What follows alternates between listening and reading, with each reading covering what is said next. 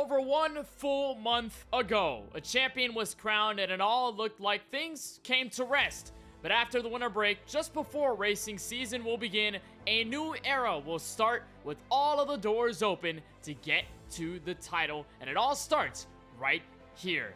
Good evening and welcome to the very first race of the 4 Wide Racing Cup Series in Season 4 and the opening race live from the virtual Daytona International Speedway as we bring you our live coverage for tonight and the rest of the campaign live on MaxSpeedTV. Glad we are to kick off another 4 Wide Cup season, and as always, glad to have you join us on our route to a champion, where once again alongside Francisco Bacalhau for another 4 Wide Cup season. My name is Kenneth Bueno, both of us atop the World Center of Racing. Francisco, so glad to have you back with us for our 4 Wide Cup coverage. It's been a little while since we've gotten into the groove of things here in this series with these names, but nonetheless, we've got a brand new season, a brand new era, and so many great things to talk about tonight from Daytona. It's been a wonderful break, Kenneth. The off-season, it felt a lot shorter than what it probably was, but we are back to where the season always starts for the Super Bowl of stock car racing. And ironically, Kenneth, we're 10 days away from the actual Super Bowl, so the timing is there. And I'm very excited after the way we left things off last season at Atlanta.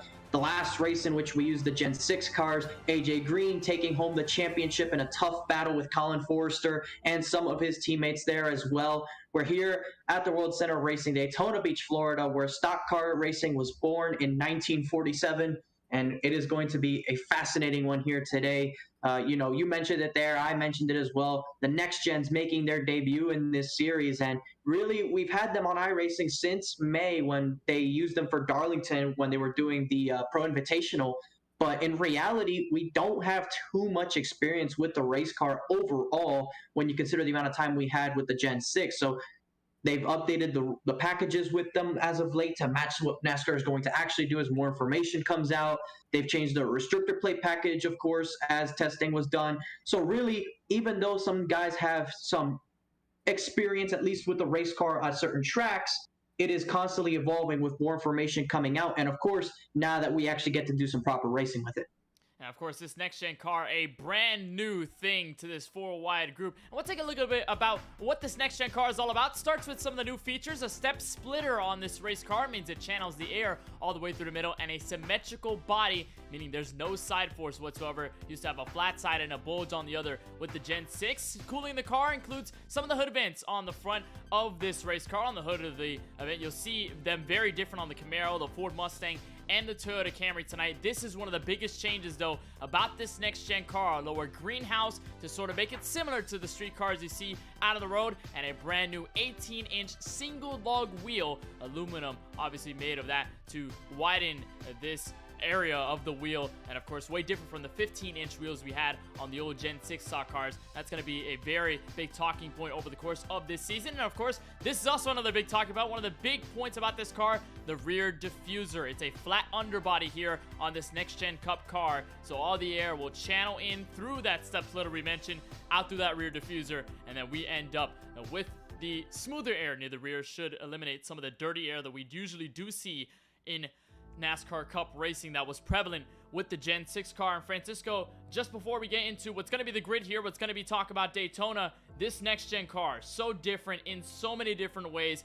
It's almost like a brand new car. It's not like previous generations of stock cars in NASCAR where you had some changes, you had some differences, but overall it still felt like a stock car. It still was a heavy piece of machinery, and you still had to drive it almost kind of the same way you would previous generations. This time around, you cannot get away with many of the same mechanisms that you would on the Gen 6 to utilize on this car, because if you try to do the same, chances are you're probably not going to have pace, or that car is going to step away from you. It is just a completely new piece of race car. Yeah, it's a completely new learning experience for these guys, and I know it has been for us whenever we've done sessions with them or some hosted races in that car, or even official races in the next gen series. The setups with these cars are completely different. They don't exactly have the same components that the previous ones had, and different sort of ways of measuring just how it is actually adjusted. So with that being said, it's going to take a new sort of method for making setups or making any adjustments to the race car or learning how to drive, because with things being different, that of course means you have to change how you drive the race car. And that might not be as prevalent at a track like Daytona. It has the same sort of principle of wide open racing draft.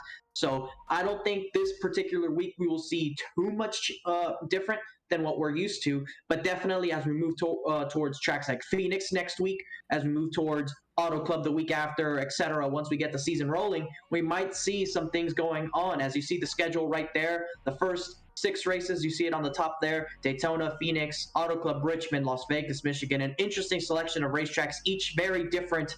And for once, Kenneth, I believe this is going to be the first time we say this in terms of the Cup Series here in 4-wide. We're going to be shifting at tracks that is not just road courses. We're going to be shifting at tracks like Pocono for sure. We're going to be shifting at Richmond, even Phoenix, because this next-gen car does have that 5th gear. And we'll see just how much of a difference maker that extra gear is at certain particular racetracks. But that'll be for the future. Right now, we are up at top as the field is starting to form up, and we're going to give you the starting grid. We are ready for the starting grid. We'll talk a bit about the details of this brand new 4-wide Cup season before we get to the start of this. But obviously, drivers are right behind the iRacing official pace car. Means it's our time to take you for the grid for the very first time in Season 4. See exactly where every driver and your favorite driver will be lining up here tonight from the World Center of Racing. Austin Reedy from Murray Reedy Motorsports will line up first on the starting grid, a 50.673.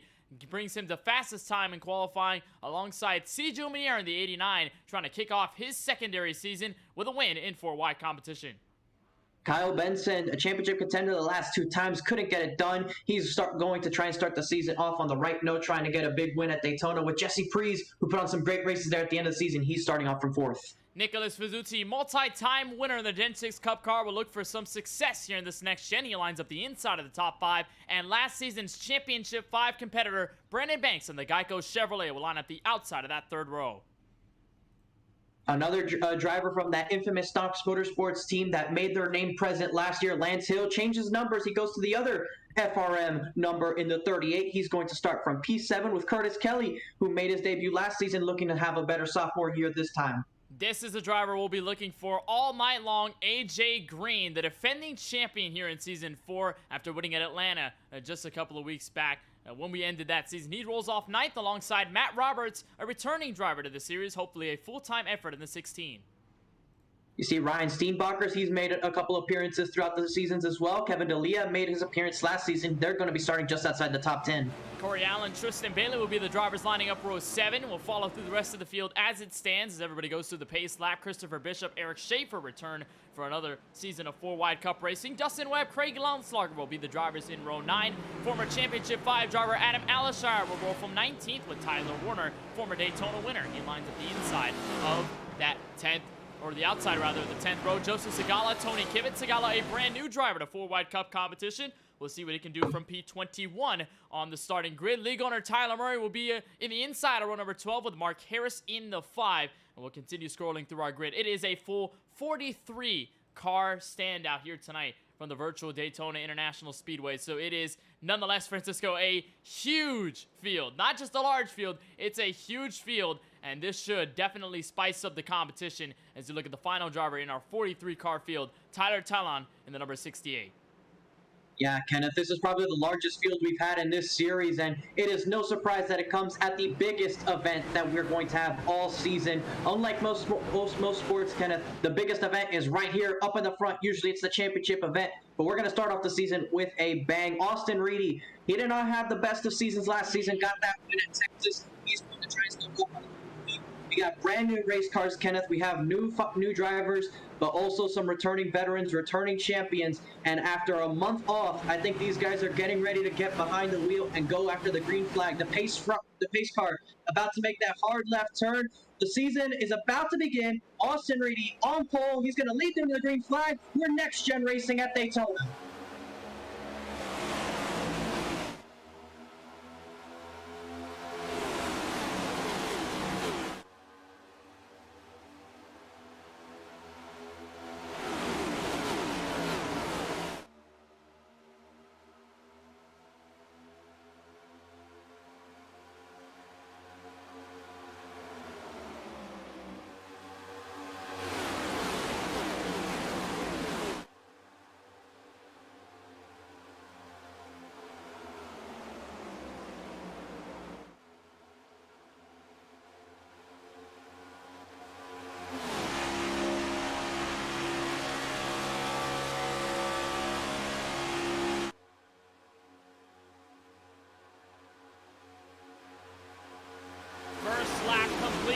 Season 4, and it's Austin Reedy with teammate Kyle Benson already at the front of the field, ticking off on that inside lane. Everybody, though, trying to get some sort of a rhythm here. That outside lane falling off just a bit. And so far, everybody clean as we come out of turn 2.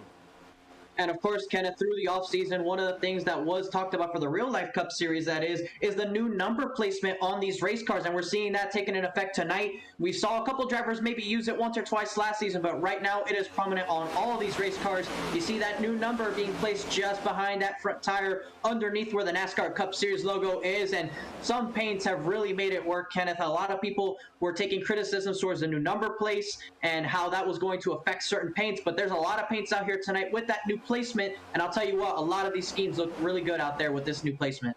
Yeah, they definitely do, and a lot of the great schemes we'll look at as we go into tonight's coverage. So far, still inside lane dominant. Everybody else just trying to keep their, I guess, hopes steady at the moment. Not really trying to do anything crazy here in the first opening lap of this 100-lap race. Officially, pretty much half of the real Daytona 500, which is, of course, 200 laps here from Daytona. This one just a little bit shorter, but it should give these drivers some taste of endurance here at the World Center of Racing. As you take a look at Christopher Bishop, one of the returning drivers in this 4-wide Cup season. Remember, we saw him not have the best of luck in last campaign with the Dentist Cup cars, but looking for a brand new start. And I think that's going to be something we'll touch on over the course of the night, Francisco, is the way that this car can open up opportunities. And we've even heard this from the real life guys in terms of what could happen competition-wise, where drivers could be like, all right, this is my opportunity as a smaller team, and the driver maybe is a rookie to get up there, compete with some of the veterans in this series, and do my best. And with this new next-gen car, should also open opportunities for drivers in this series as well, just because of the way these are mostly spec cars. You can't really change too much on them apart from just a couple of settings. And with the way these cars are naturally designed, it just means that if you're a driver not having as much luck or near the rear of the field, let's say last season, you can come up to the field, have a brand new slate this season, and try to go for wins. That is very much the case, and not to mention, we've talked about the differences in the cars, the setups, and all that. So what that also could do is bring in different people, different contenders. Maybe somebody is better with this rules package, with this aero package, and that might help them do a little bit of a better job. You touched there on how it's a bit more of a spec car, so it's a lot closer in that sense. But also, maybe somebody just happens to find it a little bit more favorable towards themselves and feels more confident in their abilities to go out there and have performances. And maybe for somebody else, it's not what they perhaps were expecting or accustomed to, and it's definitely going to throw them off their A game. So I think for the most part, the drivers who were contenders last season will still be contenders, but that's still going to be something to look forward to as the season progresses, because that's still a huge factor when you consider the changes that were going to be made on this race car. So far, out of 5 laps here from Daytona, outside line has sort of fallen off. Mostly everybody wants to go to the inside. And I think the agenda here, very clear, Francisco. Nobody wants to do anything wild. Nobody wants to go 3-wide racing just yet. Looks like everybody wants to tuck near that double yellow line all across the racetrack, just to log laps, just to get these in, and then just try to get a rhythm sorted before you try to go through any sort of moves. And we kind of saw a lot of moves in the ARCA Series season when we had that car, as crazy as it is on Super Speedway Racing, going 3-4 wide racing. It seems to be the complete opposite here with this next-gen car. Right now, you're looking at the Beef Chevrolet Camaro. This is AJ Green, your defending champion. And Francisco, we talked about him last season as a fellow competitor running in the Championship 5, how good he was all season long. He was able to cap it off all the way at the final race in that Championship 5 event at Atlanta Motor Speedway, through all the struggles, through some of the hardships that he faced, from some of the bad luck, through the roller coaster of emotions. He was able to overcome all of that, and now he sits as a defending champion, a very different look than, let's say, last season at the first race of the event, or the campaign. Yeah, the Stonks Motorsports was a new team, and they brought a lot of new drivers, Kenneth, but not only were they able to do a good enough job for a debut team, they were the team to beat the entirety of the season, and they were able to come away with that championship to crown it all. Colin Forster was definitely the dominant driver of the season. There you see him right there making that move to the inside in that Subway 99 car, but the whole organization did a great job with this lineup, and they were all new to the series. Colin Forster, Austin Bloom, Lance Hill, AJ Green, your champion. So, and you know, they all did a fantastic job. Adam Alishire as well. That 5-car team, they work together. They know how to bring fast race cars out of the racetrack, and it proves so every single week. And I know that they're going to be prepared for the same thing this time. board with also Championship 5 driver Colin Forrester. He's got teammate AJ Green just behind him. They were trying to fend off a huge outside charge from a couple drivers, and I believe one all the way went to the inside of the racetrack. Not sure if there was a caution there or could have been something happening. Saw a couple cars really scatter across the racetrack. Indeed it was. It's CJ Monier in the 89 car. Remember, we saw him qualify well to start this race. That's, I believe, Corey Allen in the 51. Corey Allen, one of the new drivers here in 4-wide competition. There you can see some of the heavy damage on that left side of the Ford Mustang. And it looks like all of them going to really just tail back and hopefully keep themselves clean. It was an incident there underneath the racing line, so we'll stay green for now. Yeah, a bit of a close call there. Unfortunately, those two guys weren't able to figure their way around that, but they were underneath the racing surface, so no caution for iRacing to throw it. So we stay under the green flag here. They were able to get going. They're probably going to have to repair their race cars. Everybody still has one fast repair. That is something that has not changed from last season to this season. Everyone still has that one fast repair, and although using it this early in the race is probably not the best idea, because of all that, if you do have enough damage on your race car, you're probably going to have to use it just to stay in the race. But I don't think it's going to be the case for either one of those guys. They did have some rather minimal damage to their race cars, so we'll see just how their race progresses from here on out. You see the leaders are actually catching up to a lap car. That's going to be Mark E. Harris up ahead. Fortunately for them, he's going to stay up by that high side and allow for most of the field to get through with relatively ease, and that's going to be no problems there. So right now, Kenneth, at least in the front of the field, we're seeing a wreck in the back. Huge wreck, couple of drivers involved. That brings out our first caution of this race. Joseph Segala involved in the 77. I saw a couple of others in it as well. There's a look from Segala's machine as his car went for a wild ride. It looks like Tyler Warner, his Chevrolet Camaro, went for an absolute send there out of turn 2. And one of the former Daytona winners already with significant damage on his race car. Fortunately for the field, they do have a fast repair, so everybody has the opportunity at least once in this race to get a clean car if they end up in a situation like Warner and Segala in right now.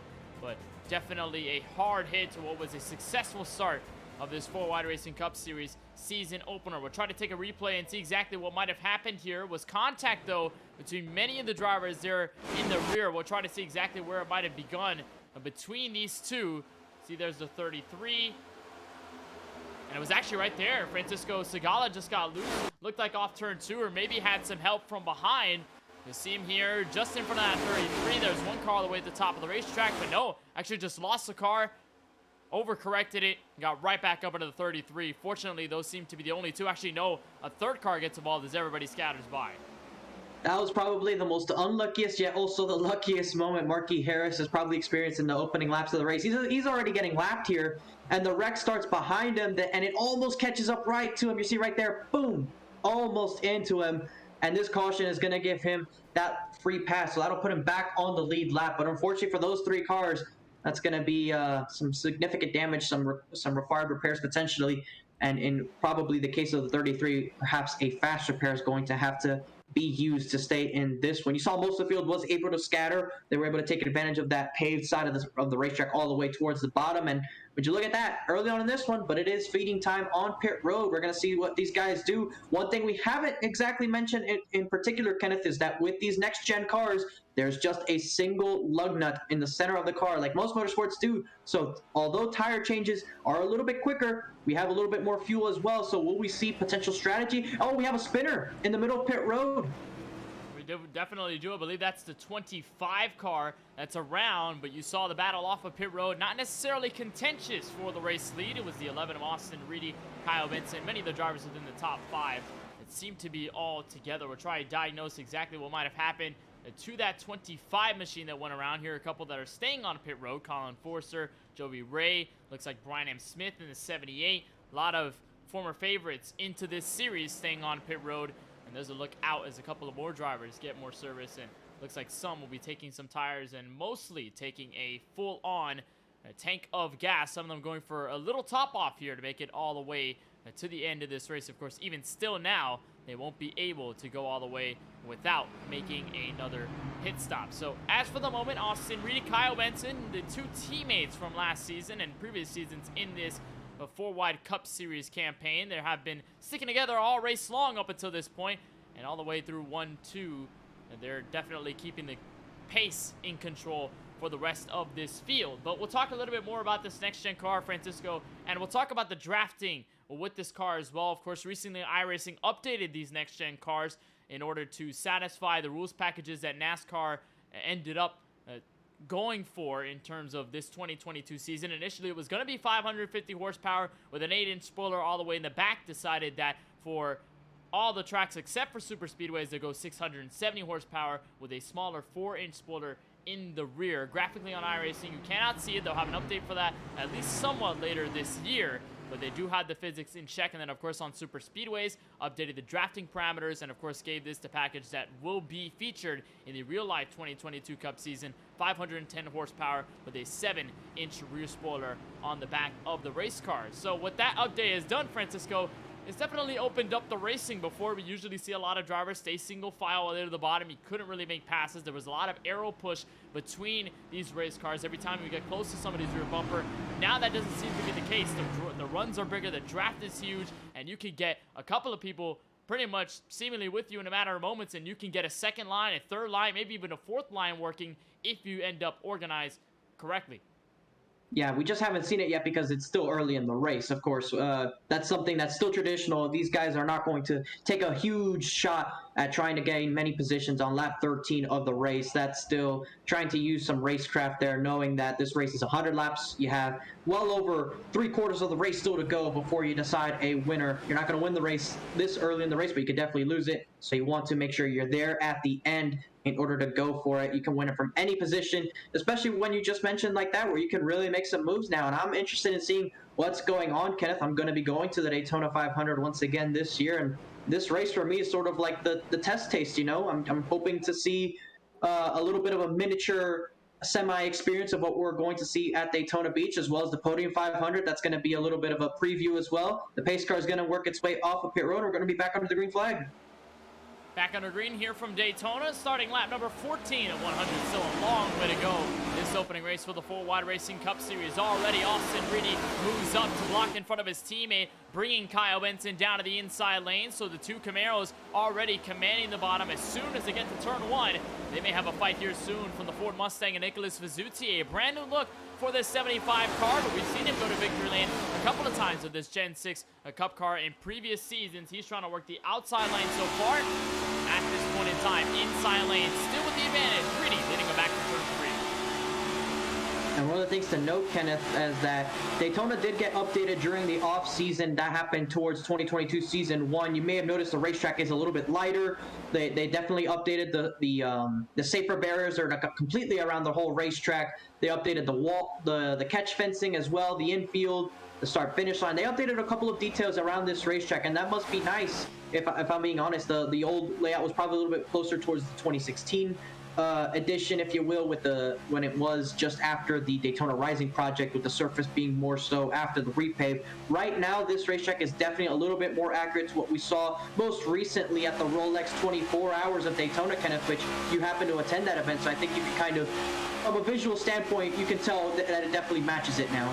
Yeah, it definitely does. It is pretty much picture perfect, I think, when you look at both of them on each other's screen. Sometimes, you know, you can mistake iRacing screenshots depending on how good they are from real life, and sometimes you look at some of the Daytona screenshots, especially from iRacing themselves, and it looks like they were there at the property taking that picture instead of on their computer looking at a simulated version of it. You were on board there with the 38 of Lance Hill, brand new look for this Ford Mustang, and the driver for Stock Motorsports. Hill with a very good run into the playoffs last season. Francisco, you touched on just how big of an impact the Stock Motorsports camp implemented into this series in their first campaign, and now it's going to be very different because not only is this a brand new season or a brand new car, but in terms of the contrast, they become a returning team instead of a brand new one. So in terms of the pressure, in terms of sort of the, I'd say, characteristics that drivers would expect of a team, they didn't have any expectations at the start of last season, but now they do. Now they have some notes in that notebook that they've already taken over the course of the last season to put it into what these drivers are like, who seems to be the strongest, how they intend to work together, and what they're going to do in order to try and go 2 in a row in terms of drivers' championships. So in turn, Francisco, do you think that affects somewhat of how Stock Motorsports has to play their game this season, because they know it's not their very first one, and they know they can't really take the league by storm because they've already had a season where everybody's already seen what they've done. Is it different for them now? And if so, how different is it for them? It's going to be definitely different for them, Kenneth, and a lot of it has to do with how drivers sort of expect them, and not the drivers on the team, but everybody else for that matter.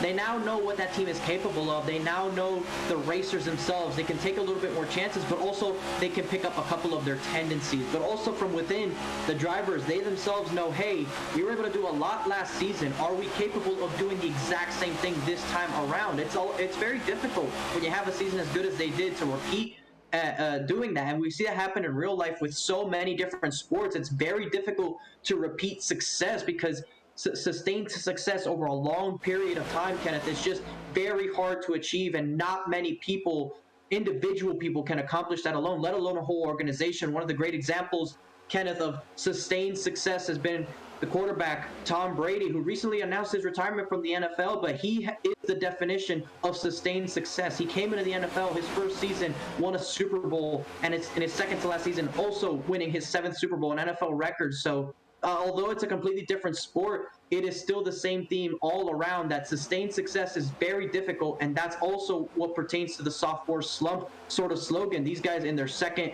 year of being a team, that's definitely going to play into their heads a little bit. You got to also think about some championship teams, even in other sports and even in stock car racing, that have shown up in championship races, have either won the championship or got close to it, and then you look at the next season and they don't even get very close at all to the championship glory and can't even close off a title. There's many examples of drivers or teams that are very, very good for a while, end up in a championship situation or end up in a championship 4, or in this case, in this series, championship 5, and the next season, they don't end up in that place at all because they have sort of that slump that you mentioned, Francisco, sort of a area of time where they just cannot get anything to fall for them. And we mentioned it with a couple of drivers in this season, particularly with the Gen 6 car in Season 3. Kyle Benson being one of them, Austin Reedy being one of them, in terms of they found success in the previous season, but then we looked at their final season with the Gen 6 Cup car, and it didn't look like it was the same sort of performance that they held into this time around. So maybe we'll try and see that happen. Maybe it doesn't between Stock Motorsports, but of course a lot of question marks still to be answered over the course of this season. What has been already answered is what's been going on up at the front of the field, which is definitely a resounding nothing by the front competitors. Austin Reedy still in control of this race. Kyle Benson following through to second. They move Curtis Kelly into third. Curtis Kelly, a winner last campaign in the ARCA series where he went to victory lane at Myrtle Beach. He currently sits on the outside of this top 2, currently sitting third. Lance Hill fourth. Ryan Steenbacher's in that 5th position. And then look at that outside charge, Francisco. Bit of a shock here. Christopher Bishop trying to lead this group up to the front, but just have not found enough cars to get up to that front car and challenge Austin Reedy for the first time tonight. Yeah, that outside lane is something we didn't really see much of last season, at least persisting as long as it has to this point. And although they're not making a big charge on the outside, they're maintaining. And what that does is that it presents the opportunity. So if someone sees that outside lane and they see that they're able to hold their own, they might just think to themselves, oh, let me jump up there. Maybe going up there will perhaps help myself move up a little bit more. And that will certainly play them into the mind games in what we're seeing tonight. But also in contrast, maybe the guys see they're not doing anything. They're going to try and ditch it and go to the low side. We have a second group a little bit further back. There they are. That appears to be about 1.5 seconds to almost 2 seconds behind the main giraffe. So these guys are all single file. They're just trying to avoid any mayhem early on in this one, as we're only 1/5 of the way through this event. And they're just going to try and play it as clean as possible as Jesse Prees up in the front of this second group. You see a little bit side by side further back, but they're just trying to get through the early portions of this one, Kenneth. And that's really how the restrictor plate racing has gone into the series, Kenneth. Traditionally, we don't see that many yellows in the first part of in the first half or first 3/4 of the race. We see a lot of green flag action, which is not something we can say about most leagues, but is definitely a refreshing sight, especially with these new race cars. It allows these people to learn what they have to learn with this race car.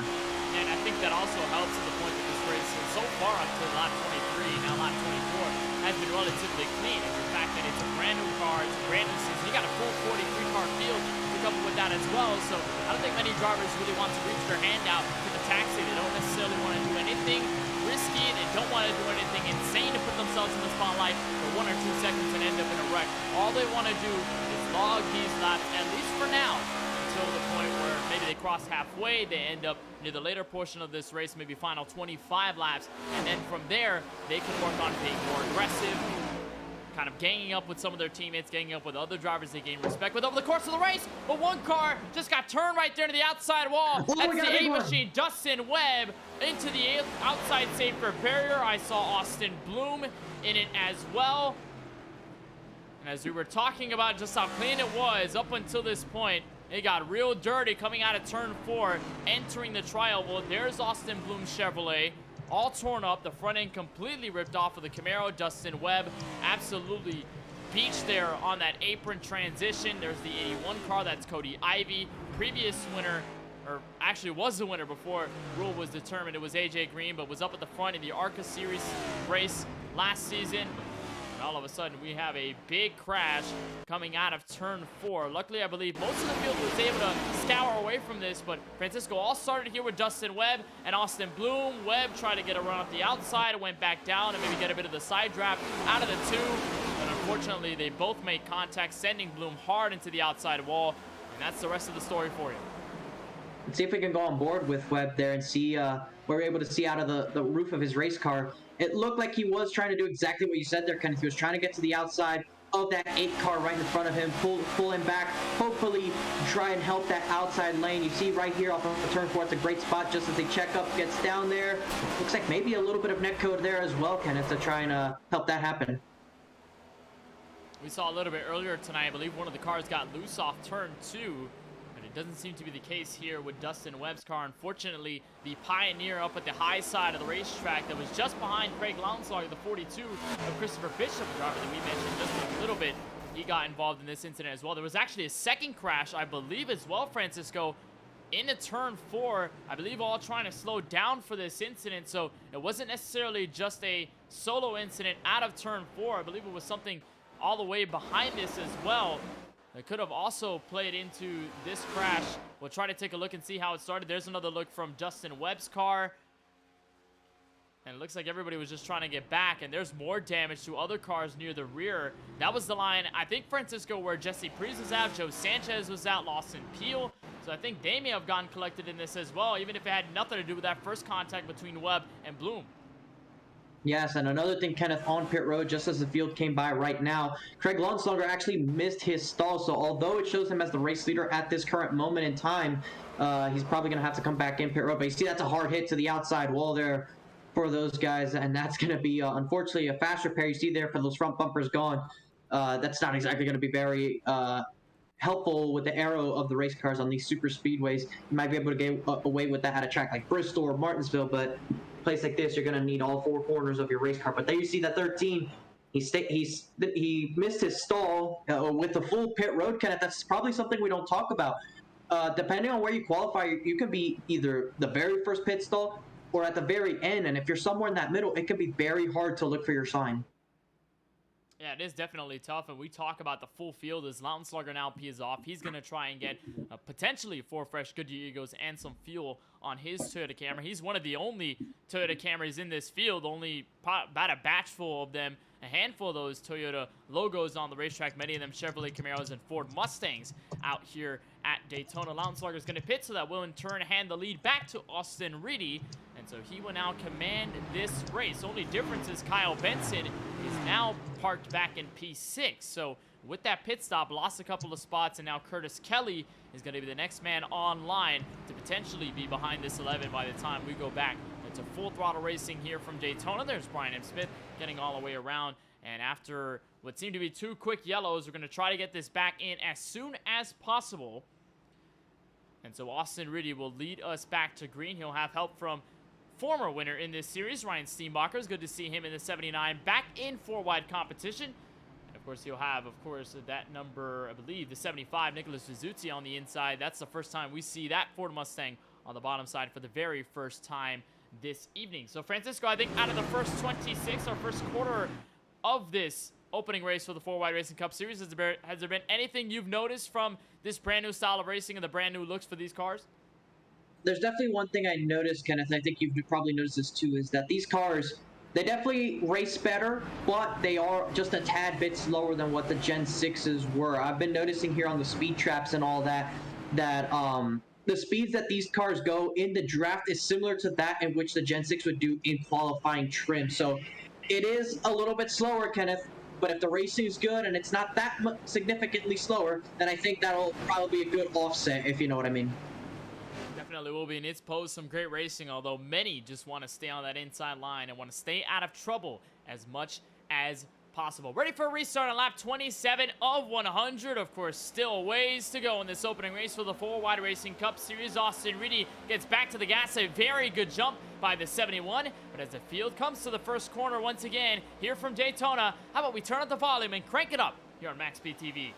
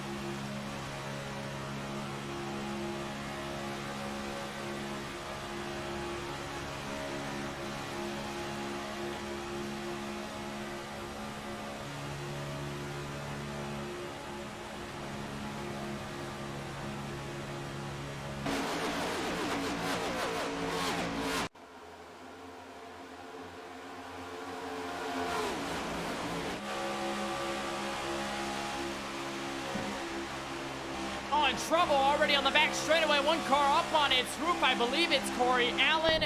And a caution flag waves once again here on lap 29 of 100. We're just in the middle of our Crank It Up segment. Just hearing all the sounds from the next-gen cars and everybody's on boards. And then we just had a huge pileup. And we can confirm it is indeed Corey Allen in the 51 RFK Racing Ford Mustang that ends up on his roof on the back straightaway towards the inside wall. We get another caution, our third caution of tonight's race. Yeah, Kenneth, and that trouble happened in the middle of the pack. It seems as though Brandon Gillis and Joseph Seguillo, they were side by side, and Gillis comes down the racetrack just a little bit, makes contact with that 77. That upsets the 9 just a little bit, drags him into the left rear of the 42, and that set things off from there. You can see the extent of the pileup there. Oh my. And you can see Corey Allen going up on his roof. You saw it for a bit on the Crank It Up camera. And just right there, Brandon Gillis tags into the 42. We'll take another look there. That was the 99, actually. Colin Forrester went underneath all of this and could have had significant damage. Here's a look from Allen. Remember, we saw him involved in an incident earlier tonight. Just could not find his space to get around and up atop the roof. A good look at the underbody, I guess, if that's a positive sign. But then just slams right into the tire barrier right there, entering the bus stop that you would see take place in the Rolex 24. And it's just a huge slam to the 51 machine. That could signify the end of the day for rookie Corey Allen as he goes hard into the inside wall and goes for a wild ride on the back straightaway. Everybody all calmed down now behind the pace car, and it looks like everybody, actually, just a couple of leaders will come down pit road. It's definitely a lot about fuel mileage, kind of, with no stages in this race. It's all about trying to pit as early as you can to make it to the end of the race. We do know that the next-gen cars have a little bit extra in the fuel tank. We're not exactly sure on their exact mileage, though, so that's going to be interesting for us as a broadcaster to try and calculate just how far they can go. I presume it's somewhat a little bit longer than what it was with the Gen 6 because you have that 5th gear and the extra little bit of fuel, but I don't think it's going to be too much longer. So I would say with the same fuel that we percentage fuel that we have for normal races, we do have 75% that has continued.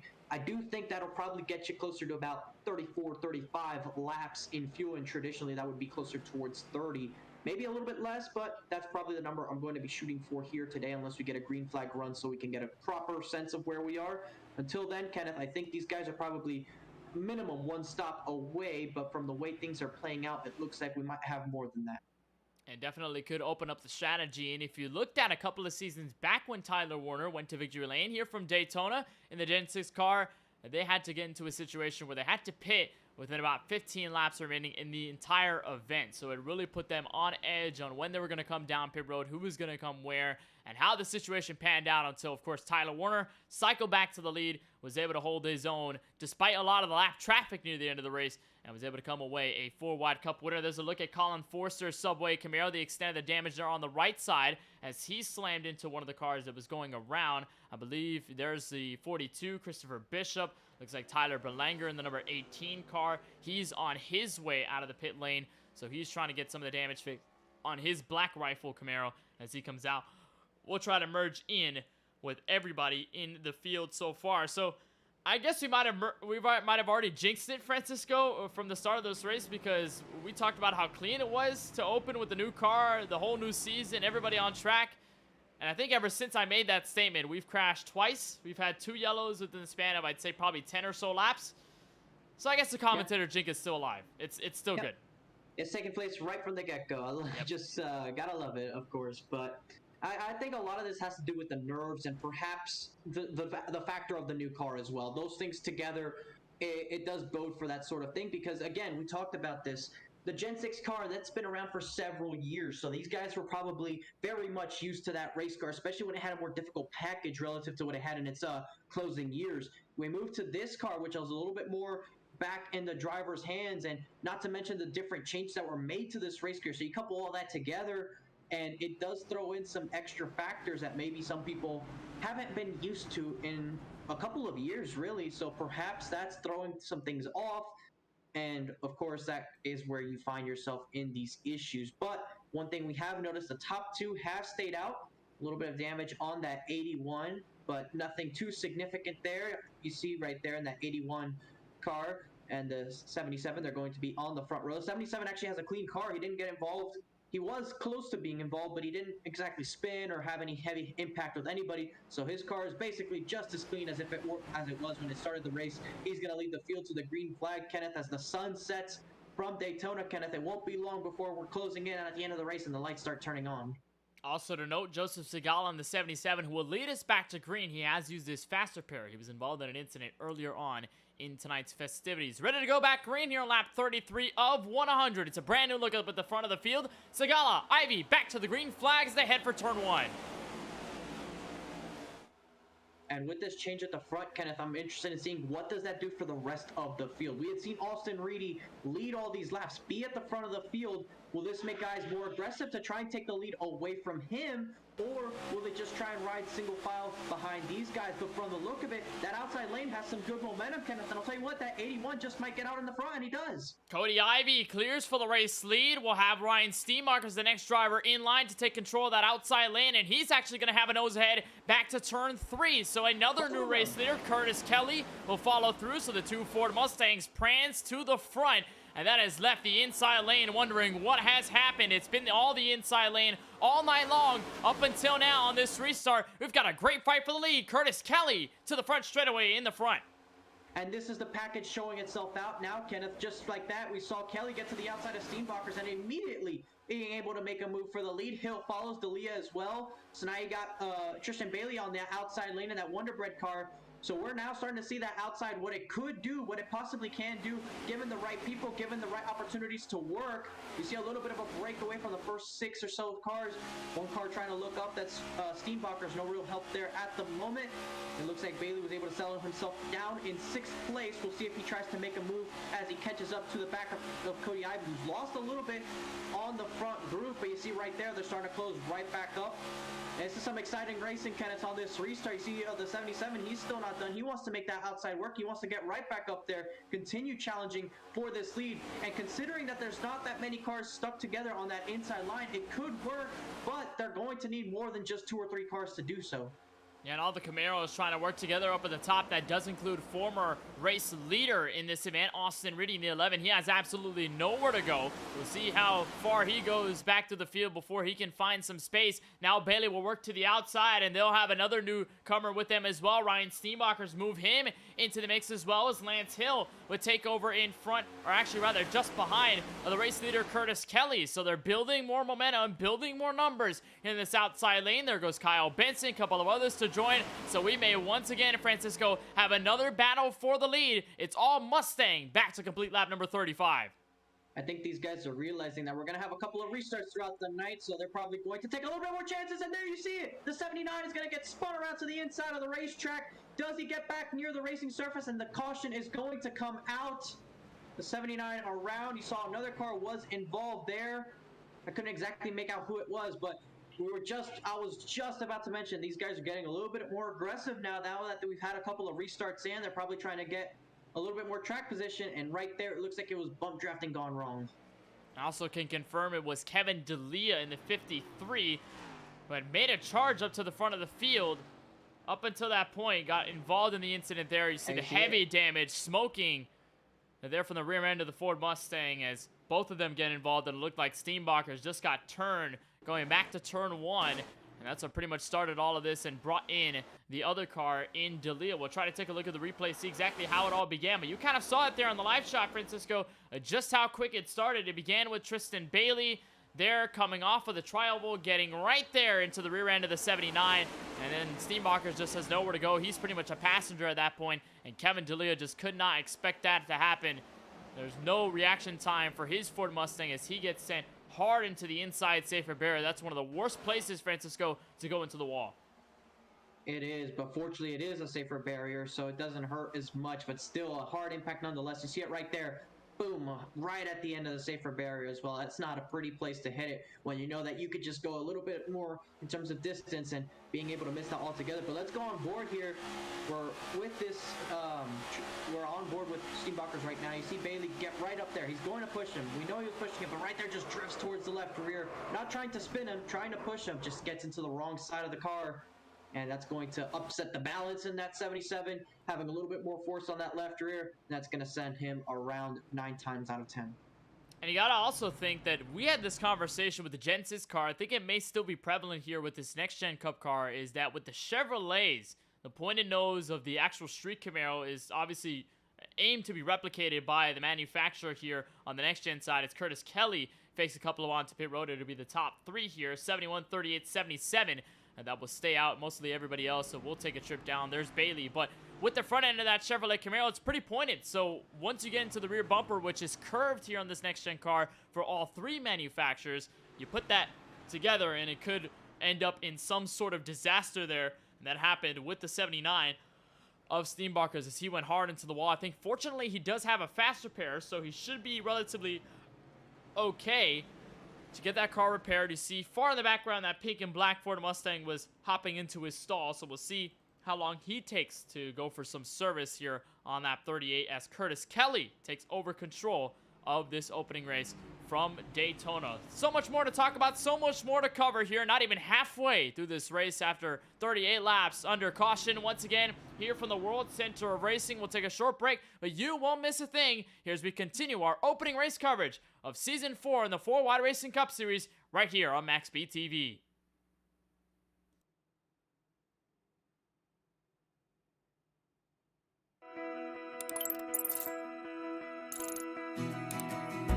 iRacing is a sim racing game that combines a true-to-life racing experience with an online community of virtual racers from all around the globe. iRacing offers a multitude of officially licensed cars and tracks, laser scanned with millimeter accuracy. Their car models and mechanical systems are based on real-world physics, engineered in cooperation with manufacturers and race teams. Their skill license system ranges from rookie to pro, ensuring members are always pitted against those with similar skill sets. Members are able to sign up for a weekly race series, compete in time trials, host a private race with friends, and participate in racing leagues created and run by the community.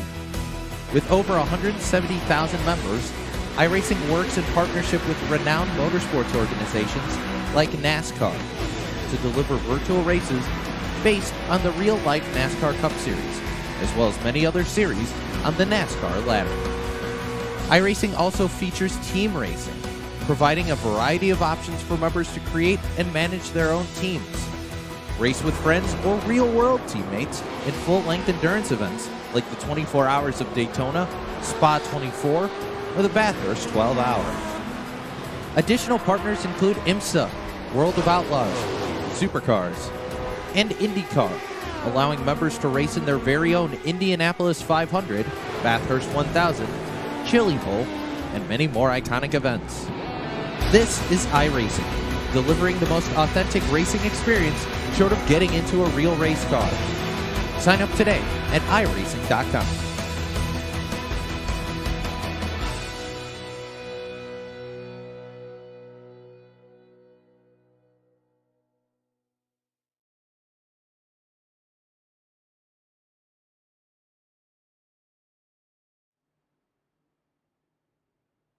Welcome back to coverage of the opening race here in the 4-Wide Racing Cup Series in Season 4. Kenneth Bueno, Francisco Bacalhau along with you for the ride here on MaxSpeedTV. Just had a recent yellow involving the 79 of Ryan Steenbachers and the 53 of Kevin D'Elia, but we are ready to go back green flag racing here on lap 40 of 100, still shy of the halfway mark here in tonight's season opener. Pace car comes down to pit road. It's Curtis Kelly and Lance Hill, two of the strong Mustangs up at the front of the field to lead us back to green from the World Center Racing. A little bit of a bobble out of the 77 of Joseph Segala, but it is even as we come back to turn one. Lance Hill with a nose out front.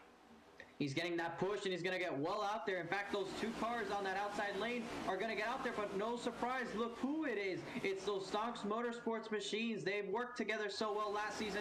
They have found themselves up in the front now, and they're trying to see if they can take control of this race. It's just two of them right now, but before the end of this one, it could be more than just Lance Hill and AJ Green. You see a little bit further back, a couple other cars trying to make a run on that outside lane, just unable to do so. It looks like, Kenneth, as we're getting up to speed, that outside lane really has some good momentum as they're going through the gears and such. And once we get a couple of up to speed here, the inside lane seems to be a little bit more preferred, generally speaking. But you see there now, those cars on the outside, they're staying there. And in fact, there's more. And there, I'll tell you, there's a reason for that. New to this season, whenever we reach the halfway point in the race, we won't have a yellow for it, but the top 5 will receive points. So it's kind of like mini stages, Kenneth, if you will. Halfway, you receive points if you're in the top 5, and that's probably why these guys are racing a lot more aggressive right now.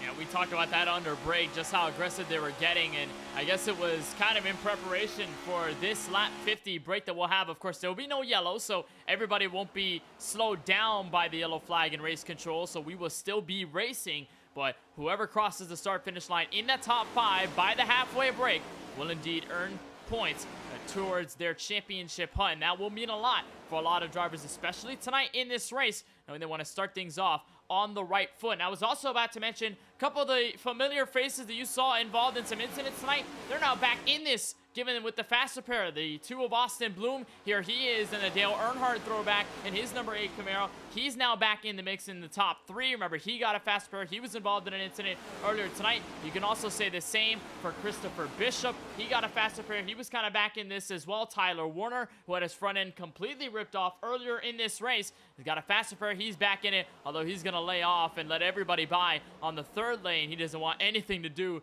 with the drivers fighting for some of the very pristine points here at the front of this field. So at this point in time, top 4 broken away. Kyle Benson trying to lead 5th on back on the outside lane. He's got a challenge from Joseph Segala on the inside of that 77 chrome and blue and red Chevrolet Camaro. So while they continue to do battle for what will be the final spot in the points here at this halfway break, looks like the top 4, including half of them with Stock Motorsports competition, really leading the field. Looks like they've got the tandem correct. And that inside leg kind of broke away a little bit. They broke the side-by-side action, so now you're going to see them close up. Now with the draft being so effective with these cars, they don't put out a lot of dirty air, but they do punch a big hole in the air. So you see right there, it looks like one of them trying to look to the outside, maybe trying to get there, but it won't happen. He'll get shuffled out. That's going to be that 77. He's going to get left right up there, and everyone's going to go by it. Looks like there might be a whole little bit further back if he wants to settle in it, and he's maybe going to try and get in there. Or will he try and lead the line? Actually, no, he's going to get split in the middle, 3 wide, before he can make a decision right now. So lap 44 of this race, Kenneth, that means we're 7 laps away from the completion of the halfway lap, and this is where you start to ask yourself, who's in the strategy of trying to get these points? Who is trying to be in the strategy to win the race? Because at the end of the race is where the money is paid. That's where the most points are rewarded. So do you stay patient and try and go for the big amount of points? Or are you trying to go for every point that you can get, knowing that it could be crucial come the end of the regular season?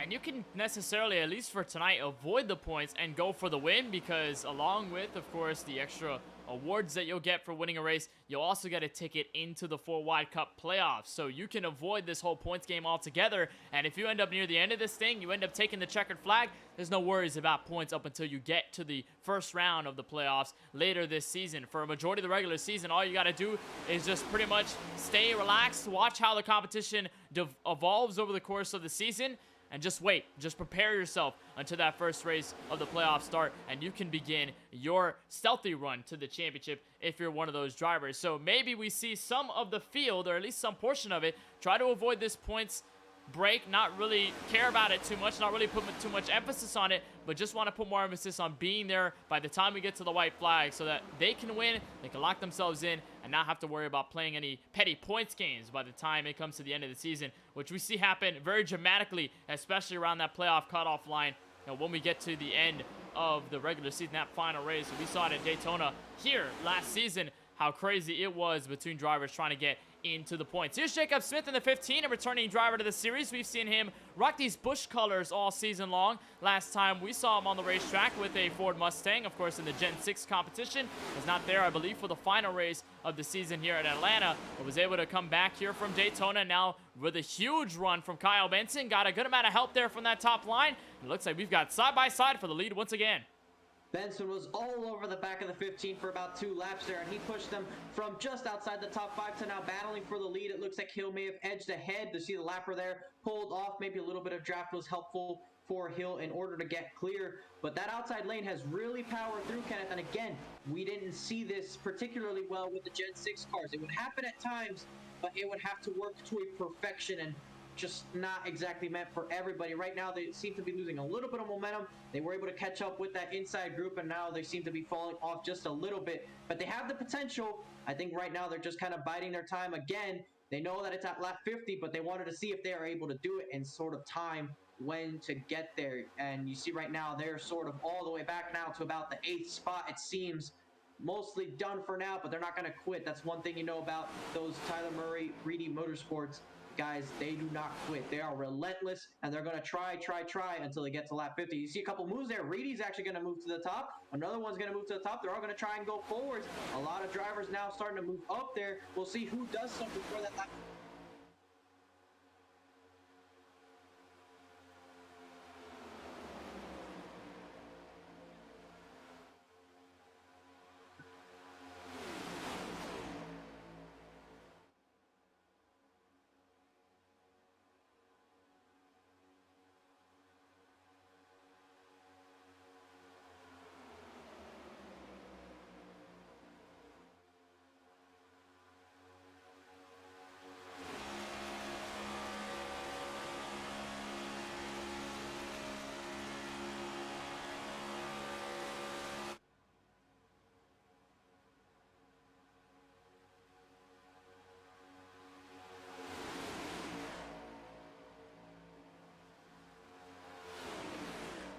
And you see right there, the third pack, they're also single file a little bit further back. And I'm pretty sure, Kenneth, that this is still part of a strategy these guys are trying to do in trying to balance the track position and also the cautious game to keep a car for the end of the race. Guys, you see a little bit back here in this third line, maybe some of them have used a fast repair already or are trying to conserve that fast repair so that once we get a late yellow and maybe it's 20 laps to go, they can be up there racing as aggressive as that front pack is, and they don't have to worry about not being able to finish the race at that point. So we'll have to see I'm pretty sure by the end of this race, we're going to see everybody bunched together because, of course, everyone wants to go for the win. But right now, what everyone's trying to go for is those points, and this is going to be the battle right here. We're on lap 50 at the end of this lap. The top 5 will get points. It's going to be the 71 of Curtis Kelly, the 10 of Kyle Benson. They're going to be on that outside with Ryan Steenbacher's behind. Do they make enough of a push to overtake those Stocks Motorsports cars up in the front? It may be enough, but it was a big wiggle there out of the 71. Kyle Benson really trying to give this shove, and he is giving it everything he has. But if he takes one little mistake, that 71 could go either hard into the outside safer barrier or slamming into the 4 of Adam Alashar, who now takes over that 4 spot there on the inside. Only 3 cars now make it 4 as Austin Reedy will bring himself up to that second lane. And they seem to fall back just a bit. That 71's going to reel back to the 10. And we'll try to find out how things shake up. It looks like Curtis Kelly may have had the advantage going back to turn 1 on this halfway break. So top 5 who get points: Lance Hill, AJ Green, Austin Bloom, Adam Alashar, and Cody Kinsey. Pretty much, I believe, 4 out of the 5 drivers on Stock Motorsports. Yeah, you talked about it right there, Kenneth. And ironically, Stocks Motorsports ended last season on the top of the point standings. They're going to start it off at the top of the point standings with 2 drivers, with the 38 being at the top and the other one being further back there. You saw a little bit 3 wide action there. A car got into the outside wall off of turn 2. I believe it might have been that 93 of Kinsey, and they're starting to drop back a little bit. Benson was doing a lot of aggressive pushing, so maybe he is running a little bit warm right now. Doesn't exactly want to be completely behind somebody, so he's going to shuffle out that 93 towards the middle line. That's not going to help them whatsoever.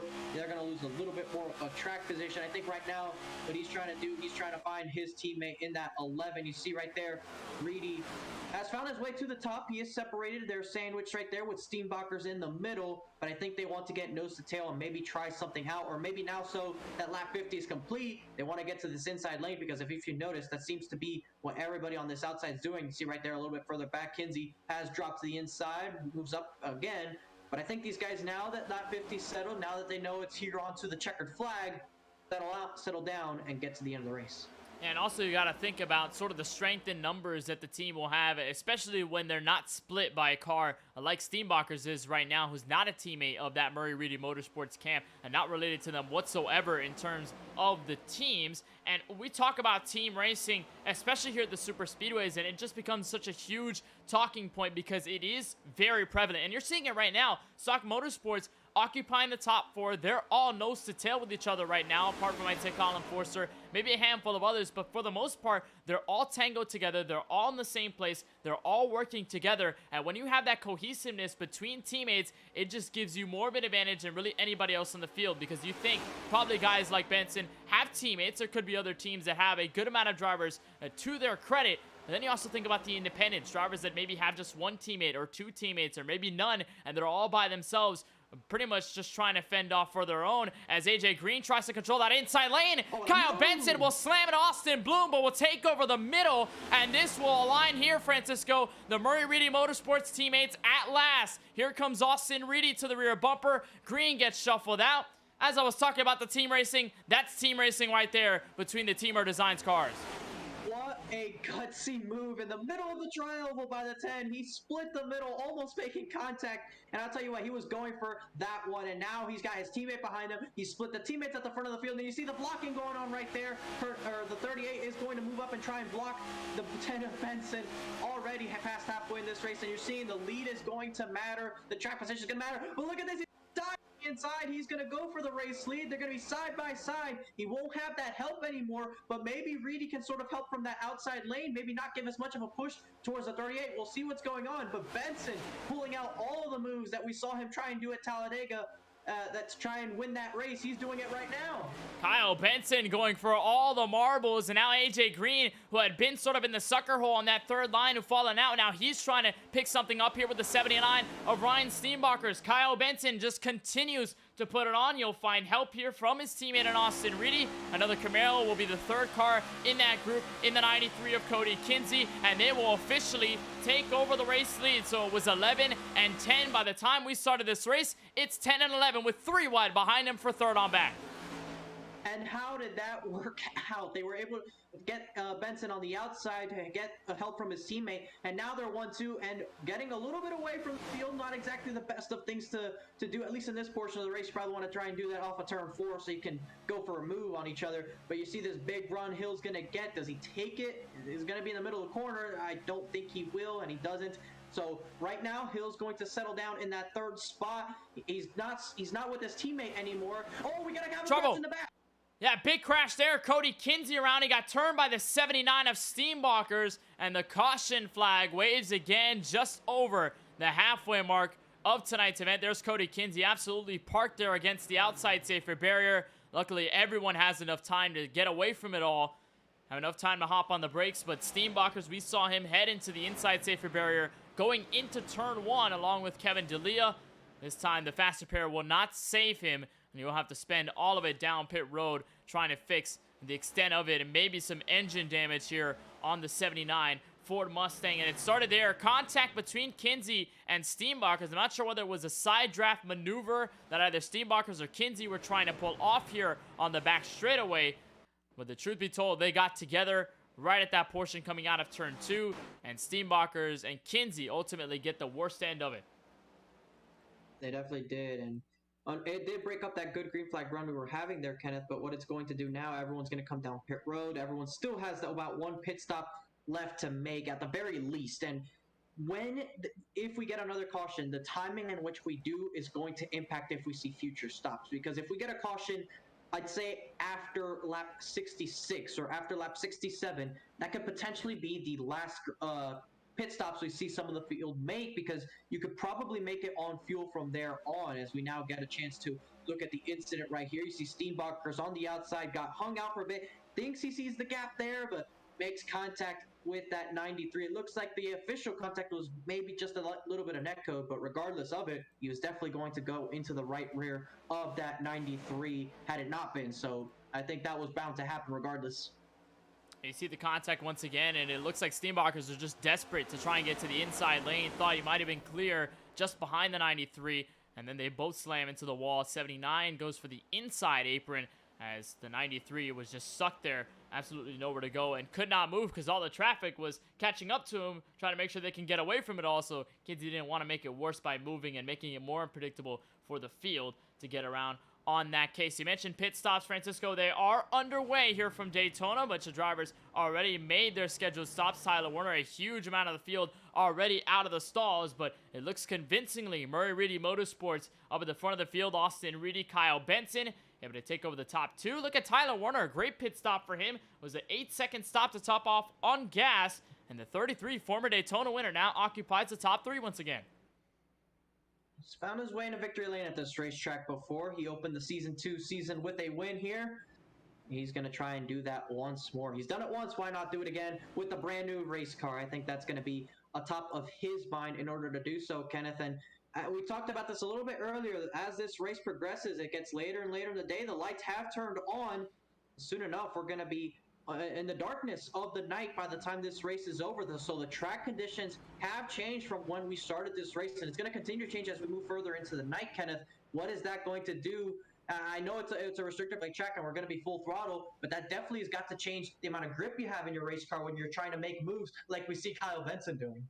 Kyle Benson was ultimately aggressive, and I think we can trace this back not to the last Super Speedway race we had in the Cup schedule, but the last Super Speedway race we had on the ARCA schedule. You can recall a couple of drivers, including Benson. I'd say Tristan Bailey was one of those drivers to follow in suit of being very aggressive at the front, not afraid to switch lanes as fast as possible, not afraid to take big runs when they happen, and just trying to be on your toes. And that's kind of the nature of Super Speedway racing that separates some of the winners from the losers, is that many of the winners are taking risks. Many of them are out there going for big runs, going to bring in second or third lines, and just trying their hardest to make sure they can stay up front and be as aggressive as possible. Sometimes it can come to their detriment because, of course, you get a little bit close, you make one wrong move, you end up in a big crash. But for the most part, if you can make it stick and you can keep your race car clean and also make friends along the way, everybody's going to watch you and say, hey, this guy knows how to Super Speedway race. Maybe I'll go with him. Maybe I'll want to draft with this guy and see where he punches the hole through, because chances are,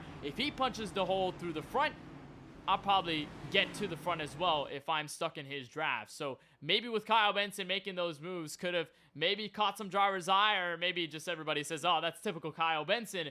We'll just continue on our way. We'll have to find out. But what will be very pivotal here, Francisco, is the controlling of both lanes. Not do we have Stock Motorsports first through fourth for a while. Now we're going to have a restart where Austin Reedy is your race leader. Kyle Benson is second. And regardless of any run that anybody could try to make, they're going to have to get through this brick wall of Murray Reedy Motorsports cars, and that's going to be big for those two.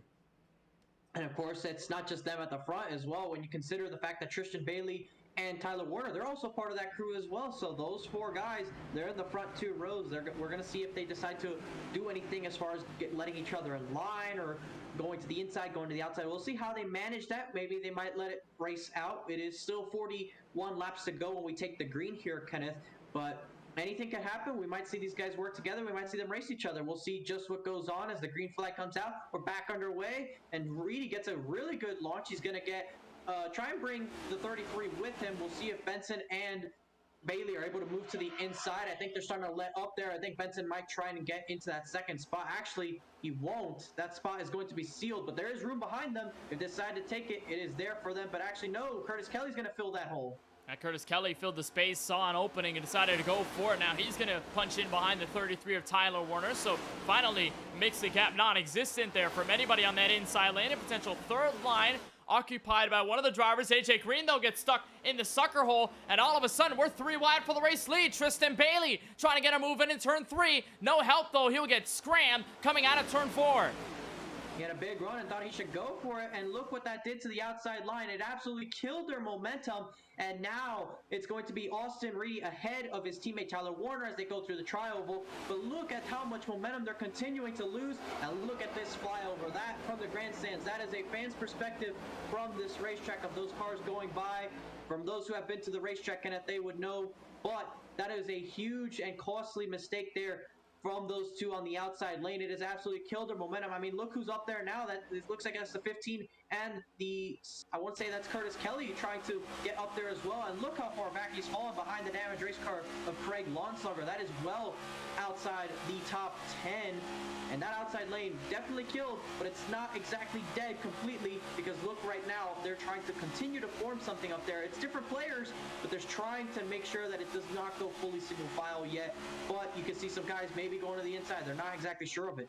Kyle Benson trying to take advantage of that. You saw the onboard there as he fell out of the top running, and now he's just struggled in the mid-pack as he tries to find some help here. And this time he's going to push the 75 Nicholas Vizuzzi, who had been sort of a pioneer in that second line in the opening stage of this 100-lapper from Daytona. They're going to be the only two so far to occupy that second lane. Everybody else just wants to stay calm, stay collected on the bottom side, and not take any risks to allow any openings for anybody to get through. How about Joby Ray in the 24? We see him in the Pepsi Camaro as Brian Smith goes to the outside and make it 3 cars there, and now 4 cars as Craig Lonslunger joins. But Joby Ray, he's going to go to the outside to try and follow this group along with Jacob Smith. Joey Ray, last time we saw him up at the front of the field was at the Pocono Raceway, where he went to victory lane in the Gen 6 car, qualified almost for the playoffs, but due to a lack of starts was not able to officially compete for the championship. This time, Ray in a brand new look, trying to take some, I'd say, heritage from the 24. It's a huge shove. He gets a big wiggle there going into turn 1. Couple cars going to the wall, and I believe this will be a caution flag on lap 63. But I believe, no, we're going to stay green now. The caution waves, and Kyle Benson is involved. It looks like it was several cars that were involved that were a part of that sort of organization, Kenneth. I saw that was the first car I actually saw going around. It was Benson. Looks like Kinsey was involved as well.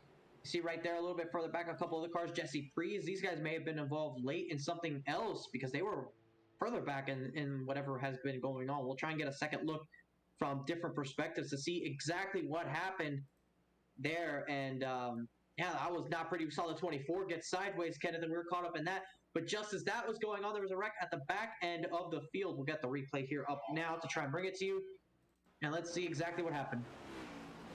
We'll try to see what went on there. Kyle Benson, obviously the biggest detriment for him here on this incident.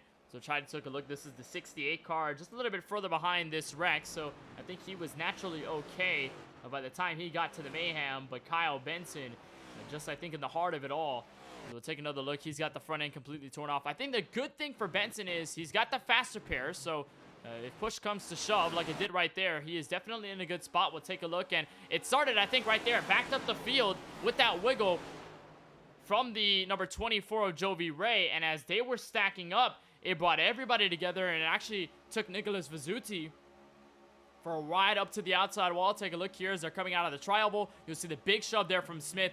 Wiggle the 24 right there coming into turn 1, and as they were slowing down, 10 got into the 75 as Vizzuti looked to have checked up heavily, and then everybody gets piled up in it. Joe Sanchez, he almost saved the race car, Francisco, going through the sort of transition between the 31 degrees of banking and the apron, but unfortunately, many, much like Joe Sanchez, not able to escape without damage. And that right there is really what brought out the yellow, Kenneth, because though you saw that hard hit to the outside wall, nobody really spun. So it was Joe Sanchez right there getting on that transition and unable to control the race car. That right there, that spin is what brought out the yellow. So had that not occurred, this race would have stayed under the green flag. See there, a huge slam from what appeared to be the 89, that's CJ Munier. We saw him involved in an incident earlier on tonight. We'll take another look at it as everybody was packing through. This is a look from Joe Sanchez's front camera, and he's kind of been hanging low for the entire race. Got close to the front pack of the field, and so it all started right in front of him. Tried to get out of it, and he had no damage up until right there. Overcorrected the car, could not keep it safe, and then gets an extra slam for the 89 and CJ Munier in just a couple of moments. Right about here. Right there, gets a slam from the back. Jesse Prees, Colin Forster. I saw Brandon Gillis involved in his Square Enix machine. And it is just another huge pileup to bring us under yellow once again at lap 65 of 100. So while the field, most of them coming down pit road, as we get this caution here coming to, I'd say, the final 25 laps of this race in about 10 laps time. And now I think is when things will start to amp up, because we saw a little bit of the aggressivity around the halfway mark of tonight's race. Now, though, it's going to mean a lot more, because it's not for just points. To get over in the point standings out of here, it's going to be for the win and a playoff spot. And some split decisions on pit road, Kenneth, and here's where I'm a bit on the fence. I don't think anybody who pitted now can make it to the end of the race, especially if we get overtime. So it's right on the line, because we're really not sure what exactly the metric is for this new car. But if I had to take a guess, they're still short on fuel. So I think the people that stayed out under this caution were under that same assumption. We can't make it. So we're going to stay out anyway, try and take some track position, hopefully go long enough to the point where everyone can come down pit road, assuredly make it to the end, and maybe have ample for a couple of overtimes and be good to go, so they don't have to worry about fuel. I think that mark is going to happen. I think if we get one more caution here in the next 5-10 laps, depending on whatever it is, that everyone's definitely going to come down pit road top off, and that's going to be sayonara to pit road. No more trips back, and it's going to be a straight finish to the end of the race. Just try and hope that you can bring it back in one piece. And now, with many praying for a yellow flag, what does this do in terms of many of the drivers? They're probably not going to push it, because at the end of the day, they don't want to be involved in the yellow. They're hoping for probably somebody to go haywire somewhere, but they just don't want it to be near them or around them or involving them, because, of course, if they're going for this strategy, it's just going to all fall apart if they get into a crash. Of course, many do have faster pairs to their credit, so they could still use it by the time this race is all said and done, but it does get relatively close, and it puts you at sort of a crossroads between what you want to do and what you ultimately are going to have to do here to get to the end, and obviously to have a chance to win this race. The new look is going to occupy the front row once again. Jovi Ray is going to be your race leader there on the inside of the racetrack. Cole Martin and his 41 Ford Mustang. We haven't said his name all night long. A brand new name to the 4-Wide Cup Series this season. He's now outside of that first row. Jacob Smith, Brian M. Smith. Two Smithers are going to occupy that second row. Curtis Kelly, Austin Bloom are going to occupy the top 6 before we get to Austin Reedy, AJ Green, Tristan Bailey, and the 4 of Adam Alashire. So still a lot of heavy hitters out to play here for this race.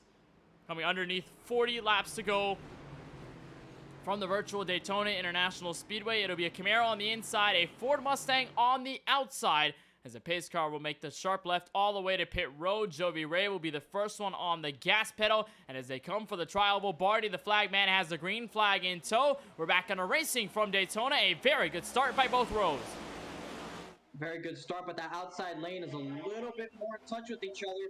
You got the 78 and the 11. They're pushing together in that second row. They're going to see if they can get back up to the 41. No side draft attempt, no serious side draft attempt by the 41. But you see right there in that shifting phase, You see, gets a little bit more momentum. That's where the outside has been a bit favorable, but they're dead even off of turn 2. Nobody has a significant enough run quite yet, but it looks like that outside lane is starting to power through. If the 78 can get to the back bumper of the 41, it could help them. And not doing so is proving costly right there, as they're actually going to go 3 wide. Reedy splits the middle of Brian M. Smith, and he's going to get right to the back of the 41. Smith just got split right there, got flushed by the 11, and all of a sudden, Austin Reedy now occupies second on that outside lane. AJ Green is going to give the space for the 78 to tuck right back in, to not make it 3 wide, not make it any more hectic than it needs to be, and it is still, even at the start-finish line, Smith now opening up that third line, potentially trying to get away from it all. A big block by the 41, and Austin Reedy shoves it through the middle. Jacob Smith almost got into the 11 going into turn 1, but Brian Smith up at the top of the racetrack gives the shove to Martin, and they clear the 11 coming out of turn 2. Martin just cost himself the lead trying to block the outside lane because it just opened the door for Joey Ray. Look at him on the inside in that Jeff Gordon farewell Pepsi car he ran in 2015 at Phoenix. He's trying to get up there, go for the race lead. He's got Jacob Smith behind them. The Smiths are on that second position of each row, trying to help either driver in the lead portion of the race, Kenneth. And you can tell the aggressivity has gone up. These guys are starting to go for it a lot more in these closing laps of the race, and the intensity will pick up as each lap begins to take off, because though we're 32 laps to go from the end of this one, if you go green flag enough, those 32 laps start becoming 30 laps, 20 laps, 10 laps, and before you know it, it's going to be the end of the race, and you have to do what you have to do to win the biggest race of the year. And you gotta also think, we talked about pit strategy on that recent yellow. What does this do now that everybody's starting to get a little more racy here up at the front of the field? Does it make some drivers a little more cautious, or are they pretty much forced to kind of stay in here with many of the lead pack drivers? It is still side by side for the race lead, and I think, Francisco, this is the first time all night long really that we've seen this inside lane and the top lane be so even in terms of driver spread through the field. Look at how far it stretches back on the outside lane coming out of turn 4. Here's an onboard look with Joey Ray. Still can't clear Cole Martin going back to turn 1. We haven't seen this in a while, Kenneth, but also this is because everyone knows this is what they have to do. We're not going to see the 3 wide until the very end, but you're starting to see the double wide. This is when people want to be more aggressive, maybe gain a couple rows for a potential restart, make a difference. And if you get a series of yellows by doing that, that's how you work your way up to the front. So right now, though you don't see a lot of people going for individual spots, you're going for rows, because if a line gets a good enough run and the timing's right, you gain 2-3 spots, that's an extra row or maybe 2 rows that you gain from where you would have restarted, and that's how you start to slice your way up in the event of late cautions.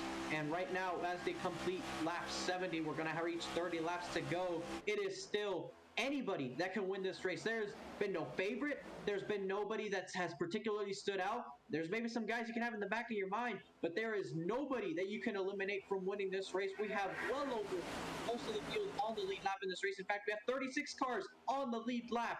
Any single one of them could still win this race. It is still up in the air here coming to the final 30 laps of this season opener for the 4 Wide Racing Cup Series. Took a look on board with league owner Tyler Murray, who started 23rd tonight. We have not seen his name all race long, but all of a sudden, with everybody packed in, he's suddenly got a shot to win, and even better so, he's got a teammate behind him in support in Kyle Benson in the 10. So all of a sudden, there could be a huge movement through the middle of the field, but they haven't decided to strike just yet. A couple of drivers falling back, staying off the throttle, and maybe this could help their situation on the pit strategy, Francisco, because although they probably can't save more than a lap of fuel by being in this pack, they can save more than others by being in the draft. And with Joey Ray and Cole Martin leading this race, they're wasting the most fuel. So if you can stay behind this lead pack of drivers and stay in the draft, getting huge runs on the rest of the field, you can in turn lay off the throttle, and even in the corners on the straightaways, that does save fuel. So that could be a huge point. By the time we get to the end of this race,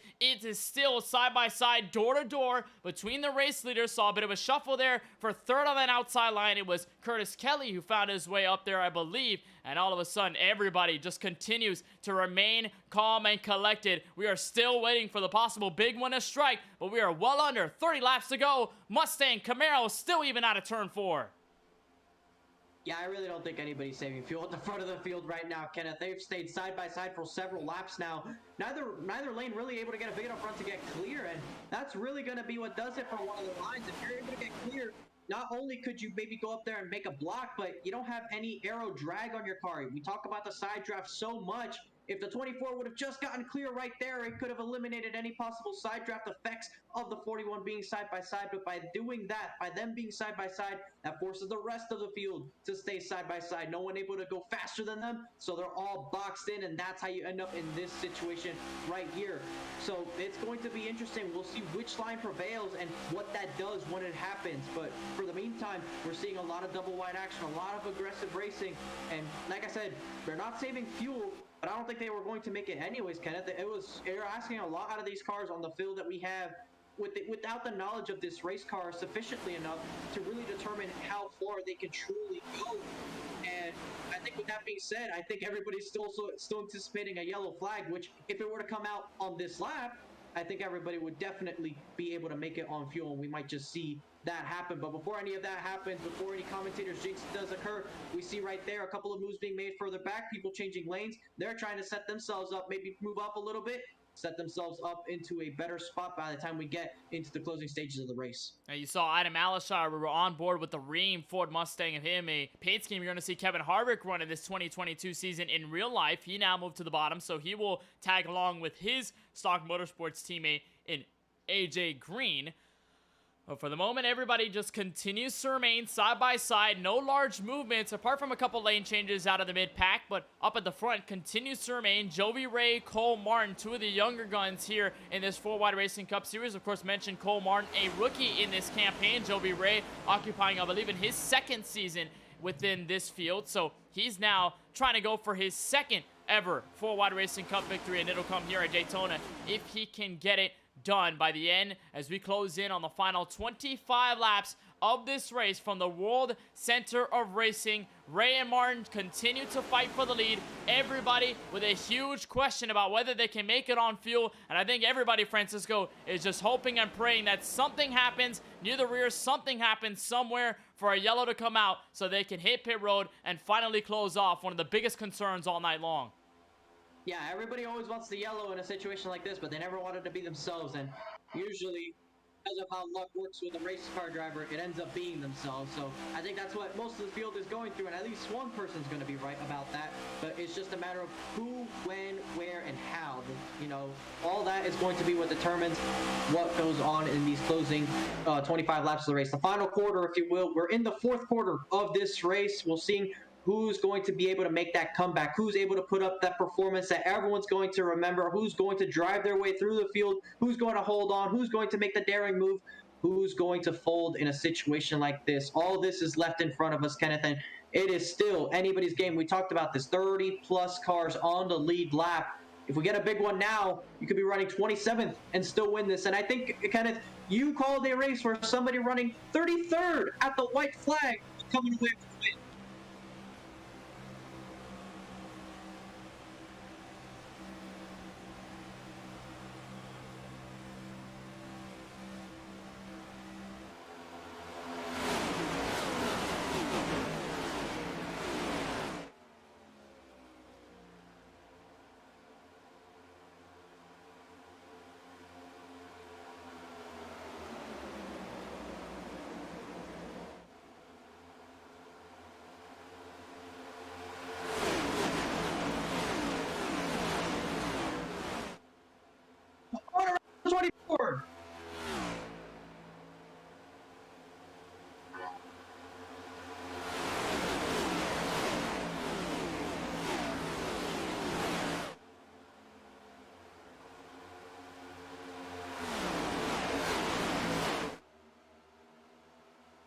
What a sequence of events there, and that's a shame for him, really. That really probably is going to take him out of this if we don't have a yellow, Kenneth, because he was right there on the apron. I'm not sure if he did come down pit road or if he's going back around to try and continue going, but he'll go a lap down here before you know it. But look what that's done. That's kind of split up the field. We have a lot of 2 wide, 3 wide going on back here. That's going to slow these guys down, and that's allowing for there to be a breakaway up at the front. If they get single file behind this group, they'll probably catch back up.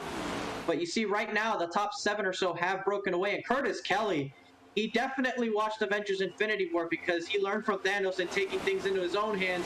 And he went for it on that move. And that's why he's in the lead of the race right now.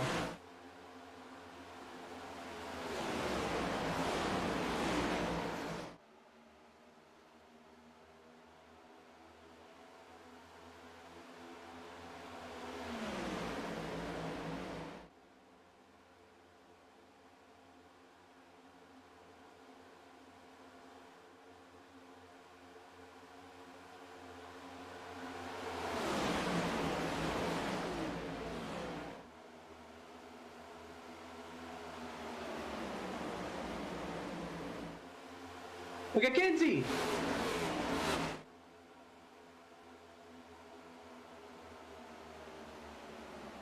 Don't look now, but the winner of the first Daytona race last season, Adam Alishire, has found his way towards the front. His one win of last season came at this racetrack, essentially in this race, but it was the fourth race of the season. He's now found himself up into second. He's going to see if he can do anything to try and win this race. It is still far from over, Kenneth. We're seeing so many moves being made. We're seeing so many aggressive moments, and it is still so much left to go. It's actually a big crash on the back straightaway.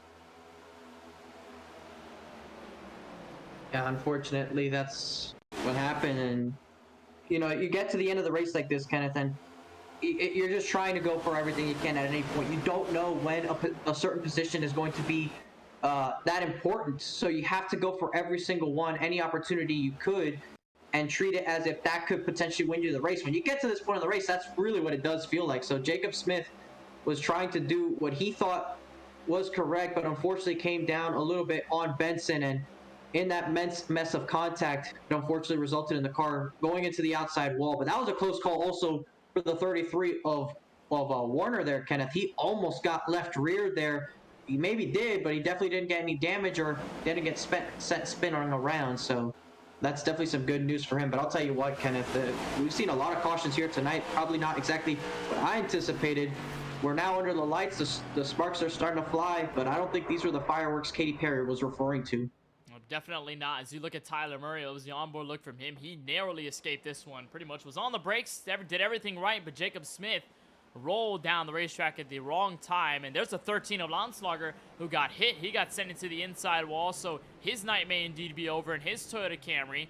And for Tyler Murray, luckily kept it off of that inside wall. Did not have enough momentum to send him in that safer barrier.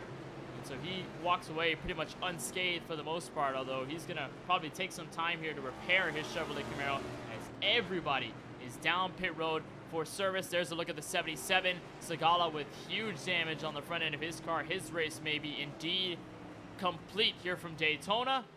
And as for the race off pit road, it appears to be Austin Reedy, out of all people, in the 11 who started this race, commanding up at the front, spent a good chunk of this event keeping everybody at bay, and now it appears he will have the lead out of pit road. Cody Kinsey and Adam Alishire look to be the only other drivers to stay out. Actually, no, it looks like Kinsey beat everybody off pit road, so Reedy is not leading this race. He'll be third by the time we get to the restart.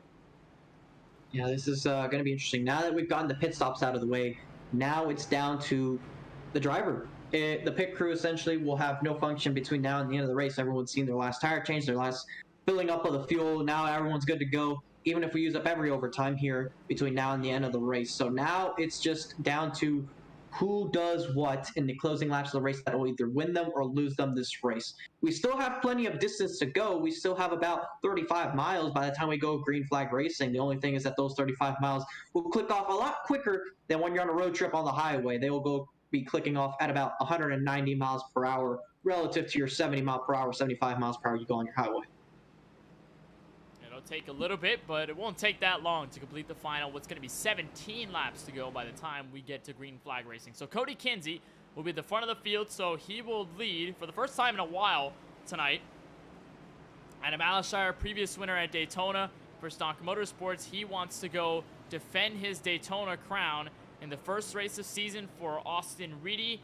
Will be coupled up with Austin Bloom here, so the two Austins will occupy the second row. The two Chevrolet Camaros there in the 11 and the 8 machine. Curtis Kelly, who took over the lead briefly before the yellow came out, he will line up the top 5. AJ Green Looks like to be 6. Actually, it'll switch over, so Kelly will be outside row 3. He'll be 6. AJ Green will be in the top 5. Kyle Benson, Tyler Warner with the drivers back to row number 4. Again, Tyler Warner, a previous winner here at Daytona, so he knows a thing or two about going to victory lane here, especially in the final stages of a race like this. Nicholas Fizzuti and Colin Forster occupy the rest of the top 10. We hadn't seen much of Colin Forster just because he had been involved in a couple incidents tonight to start, but at this point, it has been rather an up and down evening for everybody on end. For the driver of the 99, he is now back in this race, could have an opportunity to win. And I think the door is pretty much wide open, Francisco. If you thought that it was close before we got to that caution, it's going to get even closer in these final 17. Oh yeah, no doubt. We still got a ways to go, Kenneth. It's far from over at this point in the race. Who knows what's left to happen? Who knows what big wreck is waiting to happen? We've seen a couple of crashes with several cars involved. You have yet to see the whole field get involved in something. You can't help but feel that that's bound to happen at some point. Well, here we go. Cody Kinsey, Adam Alashire, your first two up at the front of the field. Green flag back in the air with 17 laps to go from the World Center of Racing. Kinsey clear out to the front. Big run by Adam Alashire. Help from Austin Bloom. Curtis Kelly will be the third car in this. And as Austin Reedy tries to hold out hope with the Camaro down low, it'll be him now off of turn 2. No help for the top 2 cars on that second lane. A big check up out of that second corner. A little bit of a wobble there between your top 2 on the inside line. That's going to offer Alashire an opportunity to perhaps redeem himself, maybe get back to the outside of Kinsey, but he can't quite do it. He's going to lose out to the lead, but if he can hang on to the left rear of the 11, he should be fine, but I don't think he's going to be able to wiggle to the 8 of Bloom. That's going to really hurt the outside lane, Kenneth. In fact, they're going to try and leave it. Actually, no, they're going to start crashing. A big one off turn 4. And a huge one up in the air. It's a large crash, the big one here as we cross over to 16 laps to go. I saw Tyler Warner in it. I saw even more drivers in it. Austin Bloom seems to be one of the victims here. Many going down pit road to avoid the entirety of the mess. And we knew it was going to happen like this. We knew it was going to get closer. We knew it was going to get more dangerous. And near the rear of the field, we saw one car go up on its roof over end. We'll try to find out exactly who that might have been. There was Tyler Warner, a look from his car. And there is probably no great way to kind of disguise this at all, Francisco. We have to get into the ugly very quick on this replay. I believe here it was the 35 of Cody Neal in his Yangling Ford Mustang that went up for the highest ride of them all coming out of turn 4. And you'll see how it starts as Austin Bloom got way out of shape. We're going to see it here. It started with that stack up on the outside with Austin Bloom, and right there they tried to maybe go middle. Indecisiveness sends him up, but oh my goodness, the wall grab there is what sent that 35 flying. It wasn't a car that hit him. It was just a little bit of a glitch there with the outside wall, which does tend to happen, but it's not super common. Right here, you see the outside's having issues. They start to get into trouble right up there. He gets right there, gets hit from behind as well, and boom, wall grab sends him flying into the air. And I don't think he wants to be doing that too much. I don't think race cars were exactly meant to be doing what airplanes do best. I think we may have to admit Cody Neal into the MaxSpeedTV space program. That was a huge bit of airtime there out of the number 35. We'll take a look on board here with Kyle Benson here in the 10, trying to push Austin Bloom. We saw a similar incident like this earlier tonight, Francisco. There's no doubt about it. Kyle Benson saw the check up there from the 2. As Bloom slowed down, as he got a big wiggle there going into turn 1. Right about there, I think almost got into Curtis Kelly here, which forced him to kind of back off. And then as Benson was trying to push through, got right there into the worst part that you could push a race car. And around he went. Kyle Benson unscathed from it, but a lot of other drivers got their nights completely totaled with that one. A little bit of damage to the front of the 10 as well, Kenneth. And there was no irony in the fact that the NASA car was in the vicinity there. I think a little bit of a jinxing situation there, being in the same line as that space program. And yeah, I think we might want to invite him over. He can look around the station and maybe make friends with Elon Musk if he wants to do some serious traveling. That's not the kind he wants to be doing right now, but I'm not sure if he does have a faster pair available or not. If he may have used it earlier in the race. If he does, then great for him. He can go right back out there and continue to try and fight for the win. If he doesn't, then that's going to be a very unfortunate way to end the night, really, because we started in the afternoon in this one, and worked our way into this February evening at Daytona, Kenneth. And so, February, not that many warm temperatures, so nice and cool here. I believe it is about 72 degrees, so warmer than average, really, when we're talking about the sort of conditions for northern Florida in this time of year. But it might be making the track very grippy, and we're going to see guys make some aggressive moves. And I think that was part of what we were seeing. The cool conditions really playing into the factor of guys trying to be aggressive.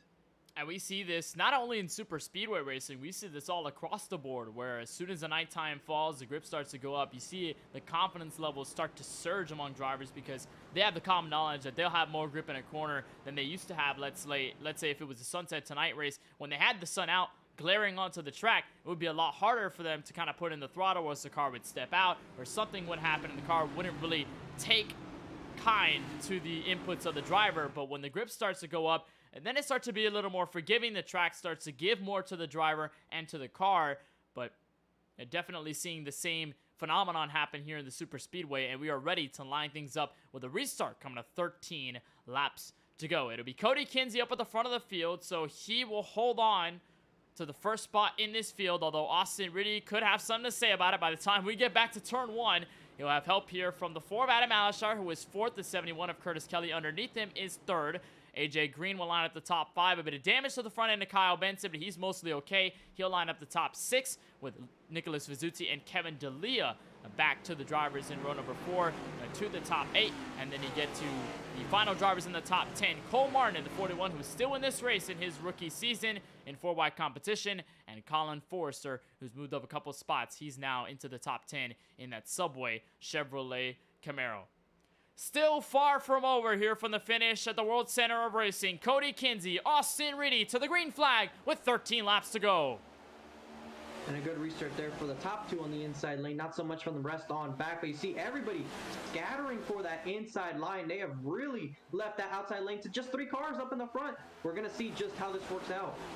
Everybody wants to stay calm at the bottom lane of the racetrack. Nobody wants to force their hand out. Kyle Benson is really the only one to stay up top, although given he has absolutely no space to tuck in behind some of the traffic. Adam Alashar thought about it for a bit. Now here comes Austin Reedy with a big move up to the top of the racetrack. Now going to tuck back in. Got a big block there on the 4 of Adam Alashar. Alashar will cross over the track. He'll get into the 48, and I believe everyone may be going around here. A big crash going into turn 4. Green hard into the outside wall, and we are again under yellow from Daytona Beach. It's another big one coming out of the final corner.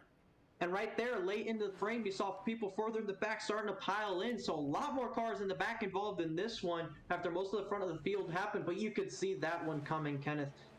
We know it's the end of the race. We know it's starting to get into crunch time. We saw Reedy move up, try to help his teammate. But when he realized there was no momentum there and that inside lane was closing, he comes down trying to block.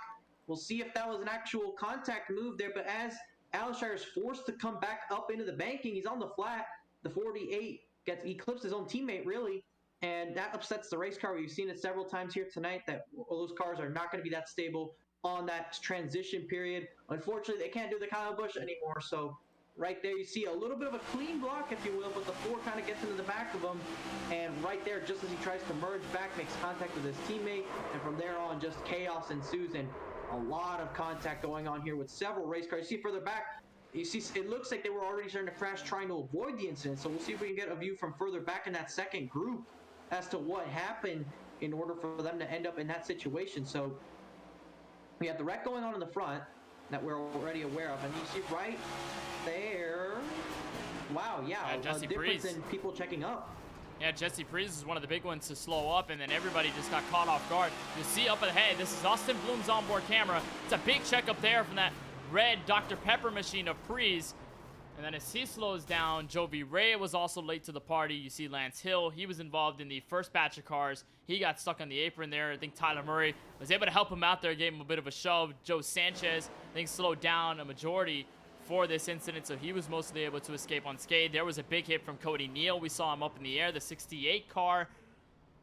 There's the 81 of Cody Ivy, the 22 of Eric Schaefer, and then as AJ Green continues to take hit after hit, it just gets even worse for the Beef Machine in his attempts to defend the series championship tonight from Daytona, as everybody mostly down pit road, a lot of ailing cars, a lot of sick cars, a lot of destroyed race cars here that may not get to the finish, may not be able to see the checkered flag here from Daytona Beach.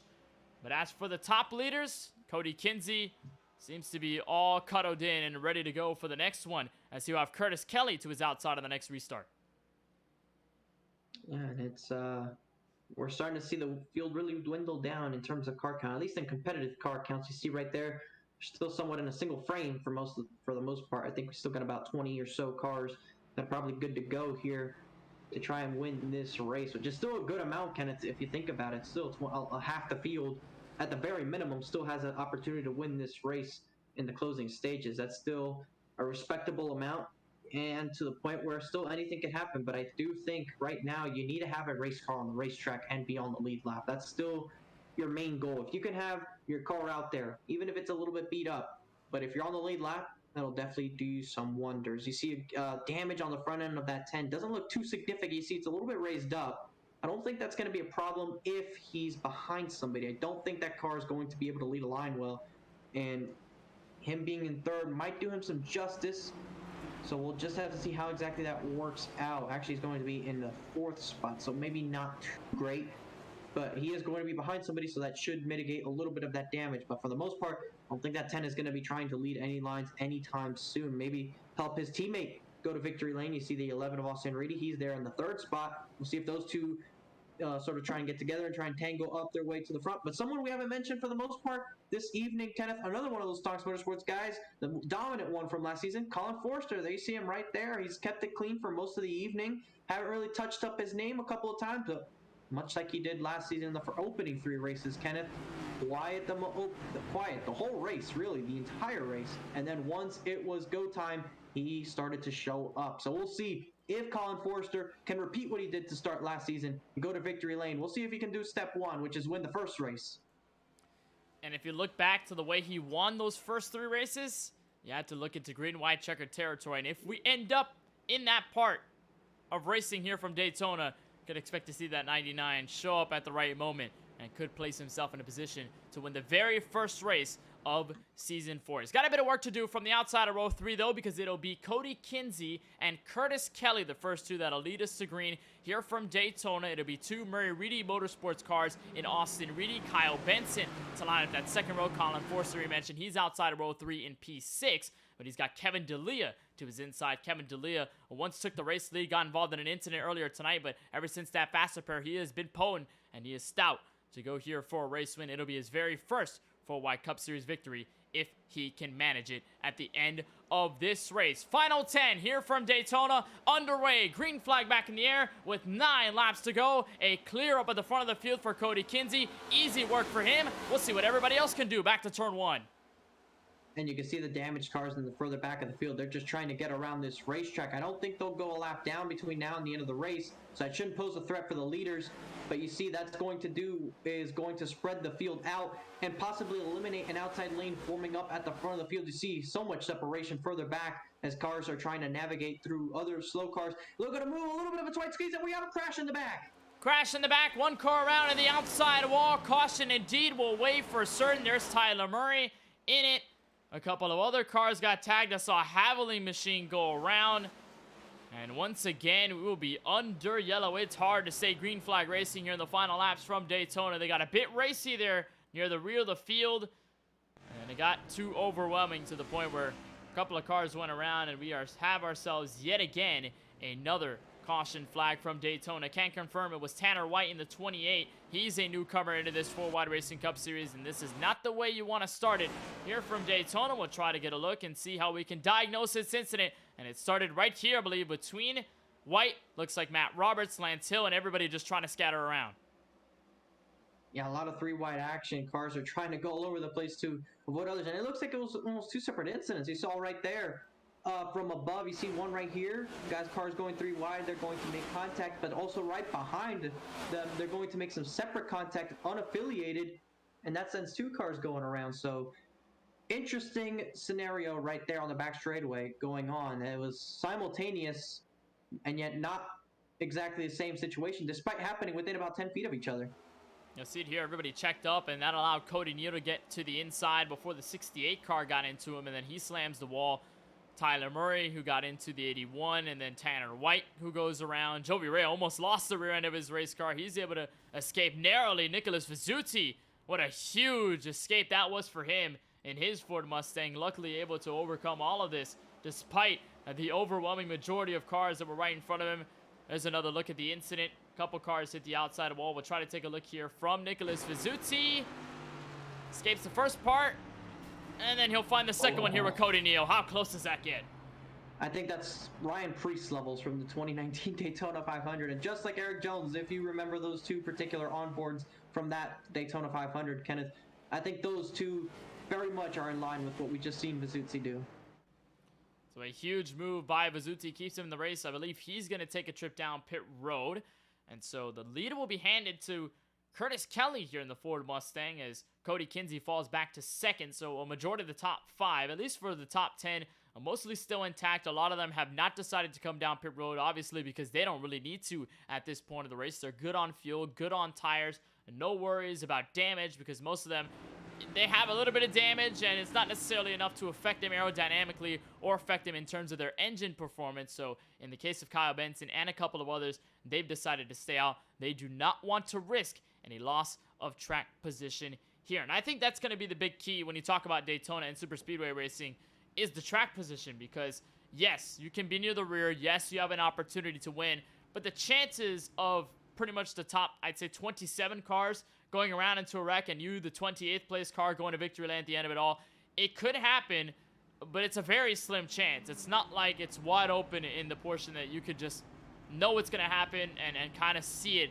happening, unless it's pretty much a miracle. You kind of have to be, I'd say, within the region of the top 10 or above, because at this stage of the race, we're getting closer to green-white-checkered territory. If we continue to stack yellow upon yellow, you do not want to be, I'd say, outside of the top 15 or even outside of the top 10, because in that case, good luck to you trying to get through the field unless you can develop a second or third line around there. You want to be up at the front. You want to keep this track position because that's where your money's going to be made. I think I have a better odd of being a Super Bowl winning quarterback than I do than someone winning outside the top 25 does tonight, Kenneth. And that's no knock on them. That's just how the odds seem to be stacked. It's happened. It's happened before. You've seen a race in which that's been able to happen, but you can't expect it. You can't predict that. That's just so one-off-ish in that sense that you can't predict it. But when it does happen, if it were to happen, it would be the most relieving thing in the world if you are the person in which it happens to. But realistically, you have to be in the front of the field because that gives you the best chance at being able to do so. Of course, being in the lead, it's not maybe the best position in the world. It does leave you susceptible to guys making a move, but sometimes you have to trust yourself in the lead, and that's what it matters most. If you can trust yourself in the lead and making the right moves in order to keep the lead, then that is going to be what wins you the race, because maybe it's a block or a no block that can win you the race, because everybody thinks block, block, block, but maybe sometimes you have to let a run happen or let someone get there to avoid a crash, and maybe that's the winning move. So it's not just purely racing your rearview mirror, it's racing with your head still. And it's a lot of give and take, because let's say you get a run, you're in the race lead, a couple of drivers behind you get a big run, they end up at the front, and you're going to the white flag, and this race ain't over. So you can get a huge run yourself, build with somebody behind you or maybe by yourself, and then take all of them on your own and be able to win this race still. So the opportunities are still endless here for the race leader. We'll just see how he handles it all the way to the end of this one. 5 laps to go. Curtis Kelly in control of this Daytona opener for the 4-Wide Cup Series. Immediately dives low to block in front of Cody Kinsey. We're back under green. We'll see how long we can get until the finish. 5 laps to go, Kenneth. Less than 10 miles left between now and the scheduled end of the race is probably something we should clarify. Benson is going to get stuck on that outside, but he's not alone. He's going to have his teammate, but how well do 2 cars work against the rest? We'll see just how far it stretches. Now here comes Brian Smith.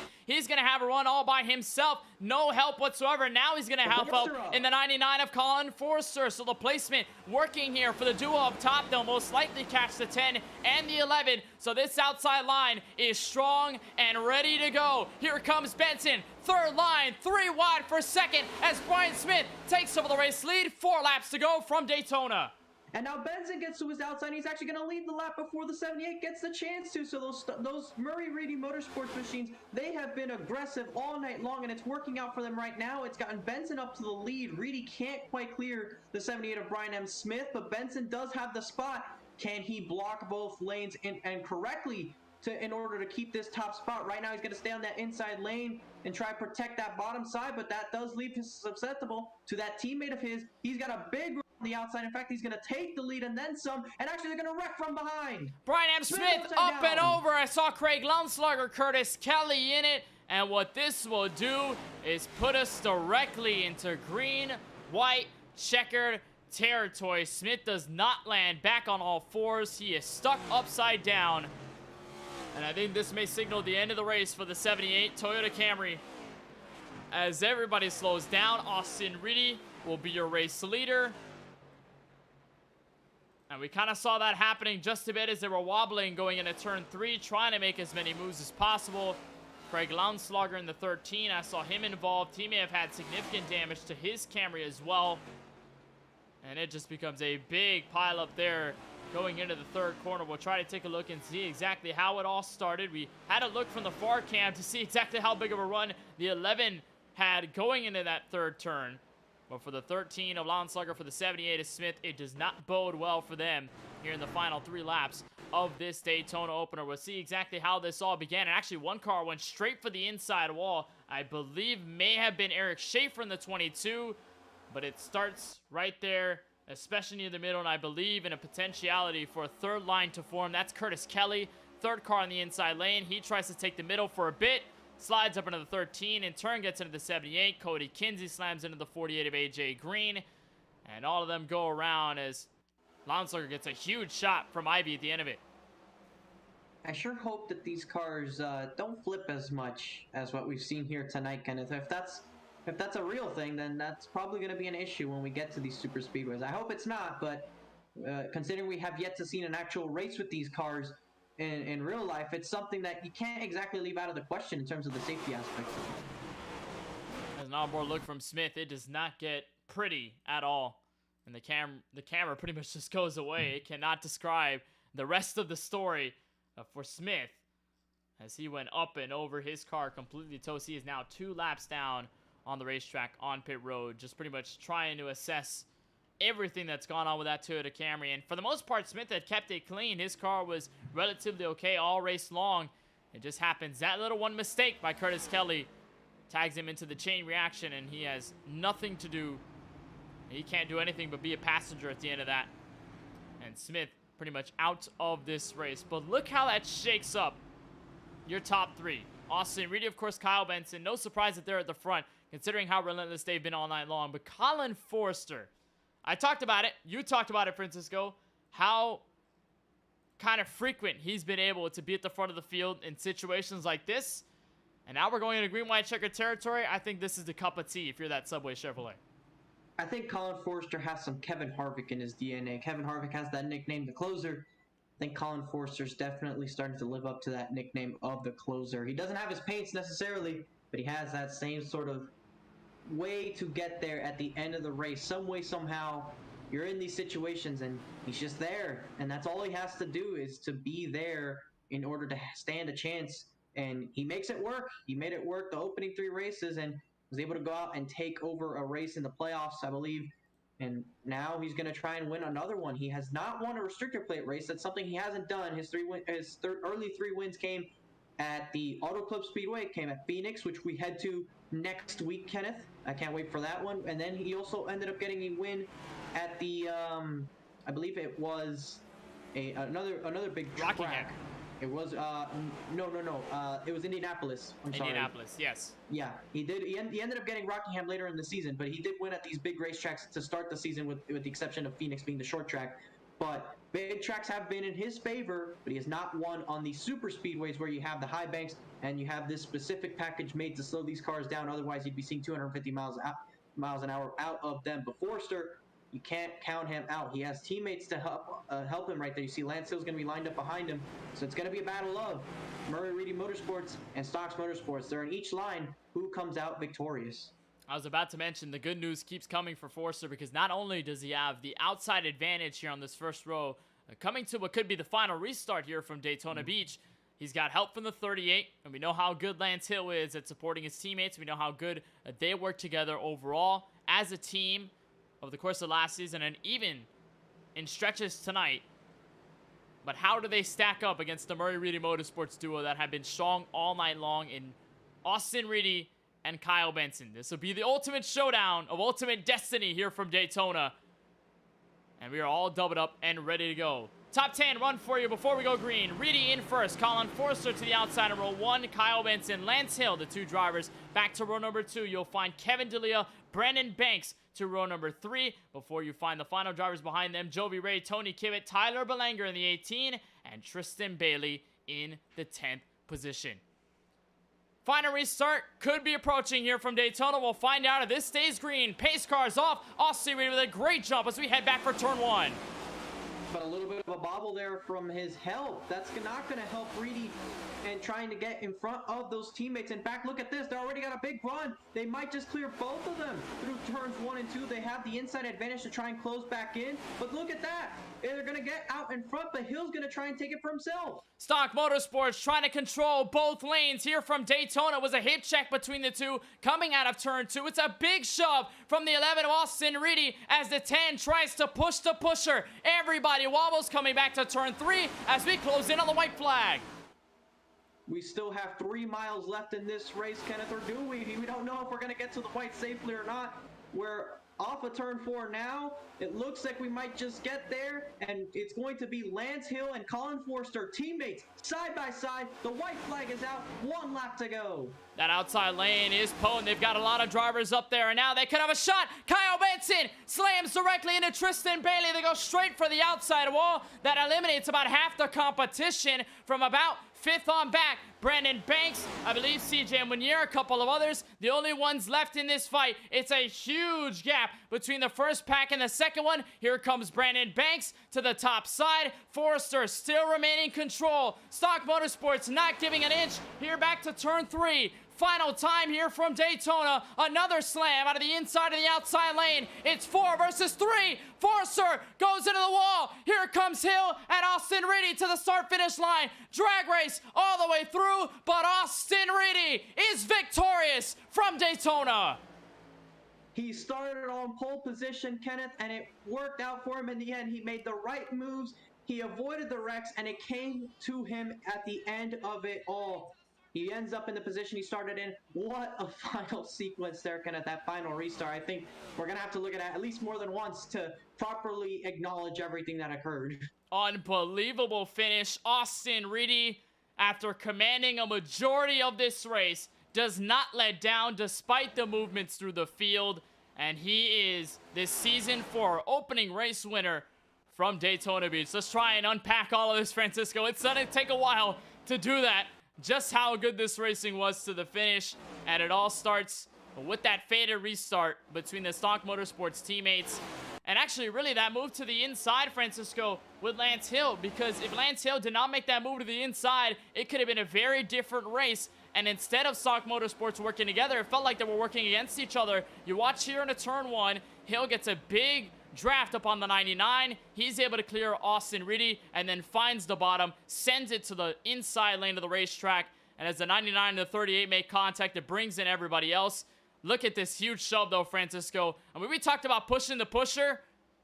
The 11 just gave a huge shove there. He was not caring what was going to happen with the 38. Even if he got turned, he was confident in that push there going into turn 3.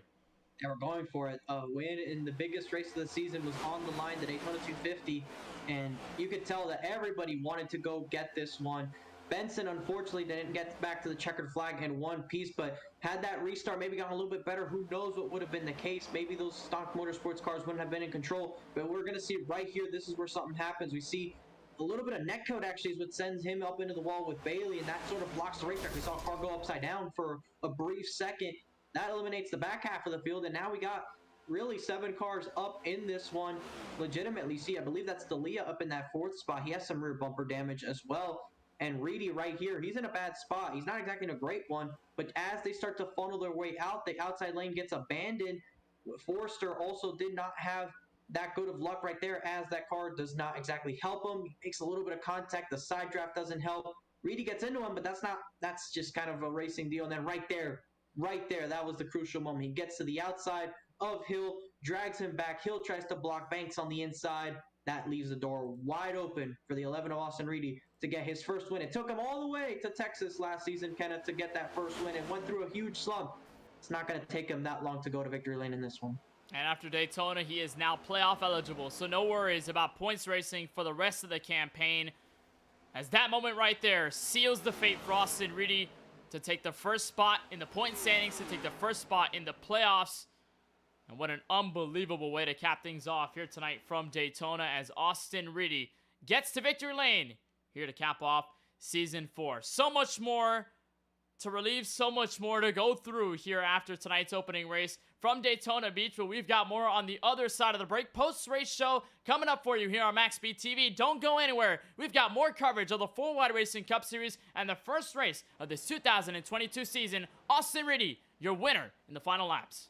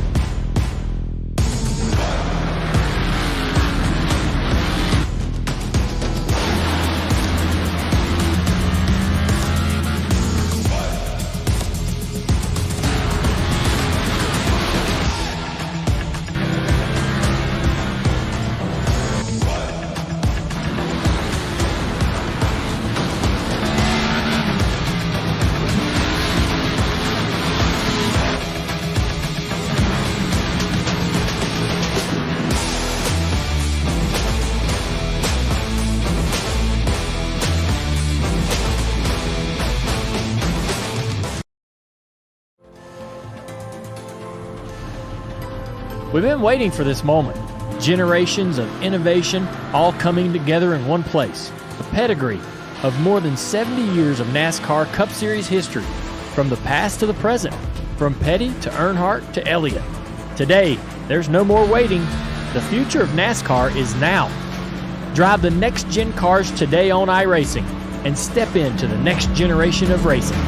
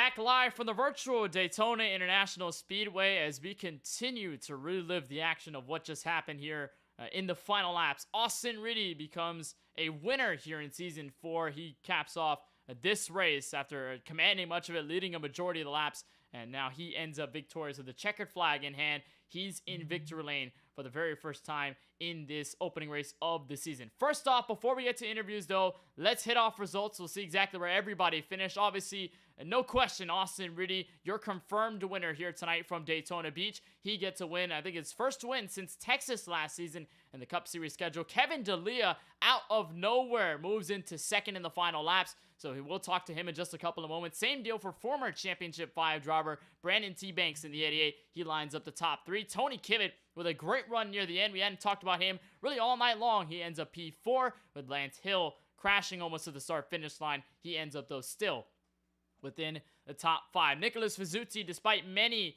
efforts to get to the front of the field, and even though it didn't work, he was able to rebound near the end of this one. He's P6. Jovi Ray, your Pocono winner last season, he's P7. Jesse Priest, despite some of the heavy incidents he was involved in, he is now 8th. Austin Bloom, an up-and-down race for the 2-car, but he finishes 9th. And Adam Alashar for Stocks Motorsports, former Championship 5 driver, rounds out the top 10. 11th position is Michael Perdusky. He finishes there in the 27. AJ Green is going to round out in the 12th position. Not the best of runs for your defending champion, but was able to come away with a solid enough result. Craig Lautenslager, car number 13, finishing in 13th. Matt Roberts finishing in the 14th position. Tanner White, one of the rather new drivers that we've seen in the series, he finishes in the top 15. Brian Dixon finishing in 16th. Lawson Peel won the last time we were out at Atlanta, unable to have some similar success here tonight. Had a quiet evening, able to come away there. Joe Sanchez, also a quiet night for him. He finishes down in 18th. Tyler Taylor will finish in the 19th position in the 68. Cody Ivey, who was up front for a couple of laps in this race, will finish in the 20th spot.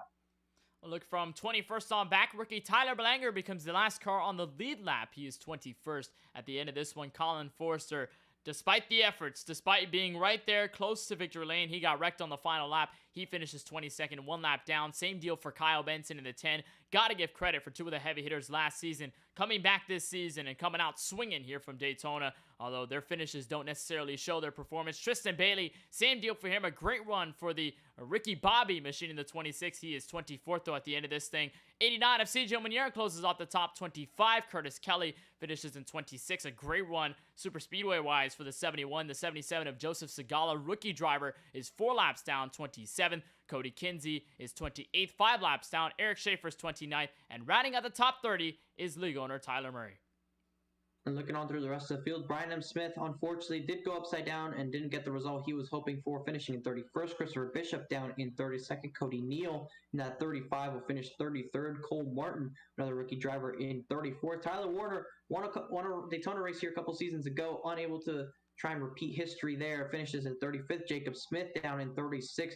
Brandon Gillis, involved in some early incidents, will finish in 37th. Ryan Steenbacher's same sort of unfortunate luck for him, finishing in 38th. Corey Allen down in 39th. Marquis Harris, involved in that first yellow, finishing in 40th position. And your final driver rounding out the field to actually participate in the event is Dustin Webb in that 73.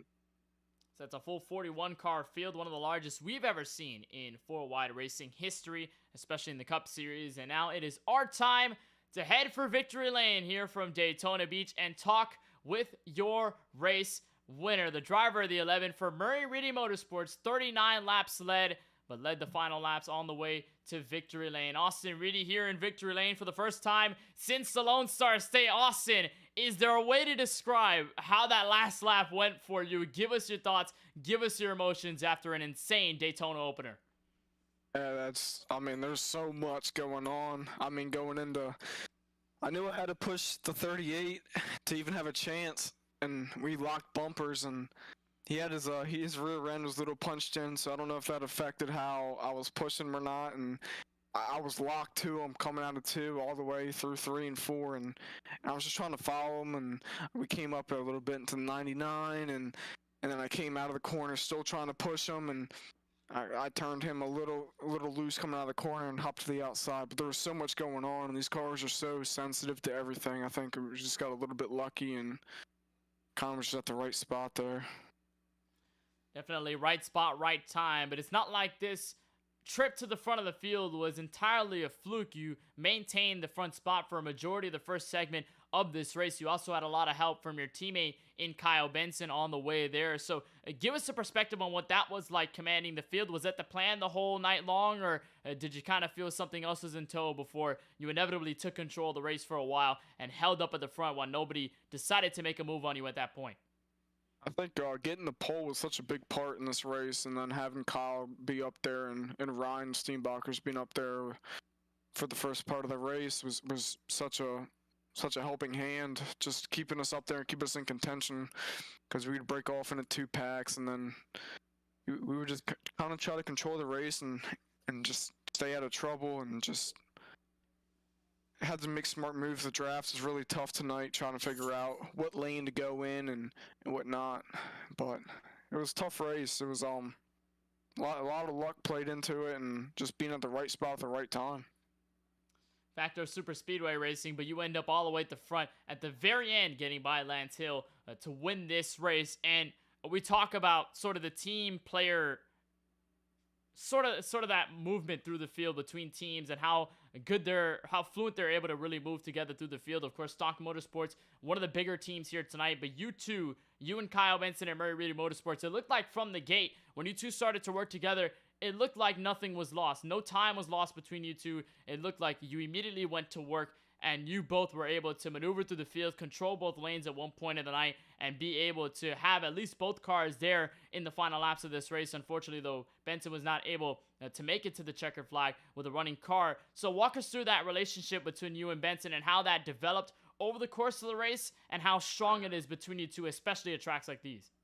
I don't even think it developed over the race. I think it developed so much more from last season and us racing together since we got iRacing. Just me trusting him and him trusting me, pushing each other, and okay, I'm gonna do this.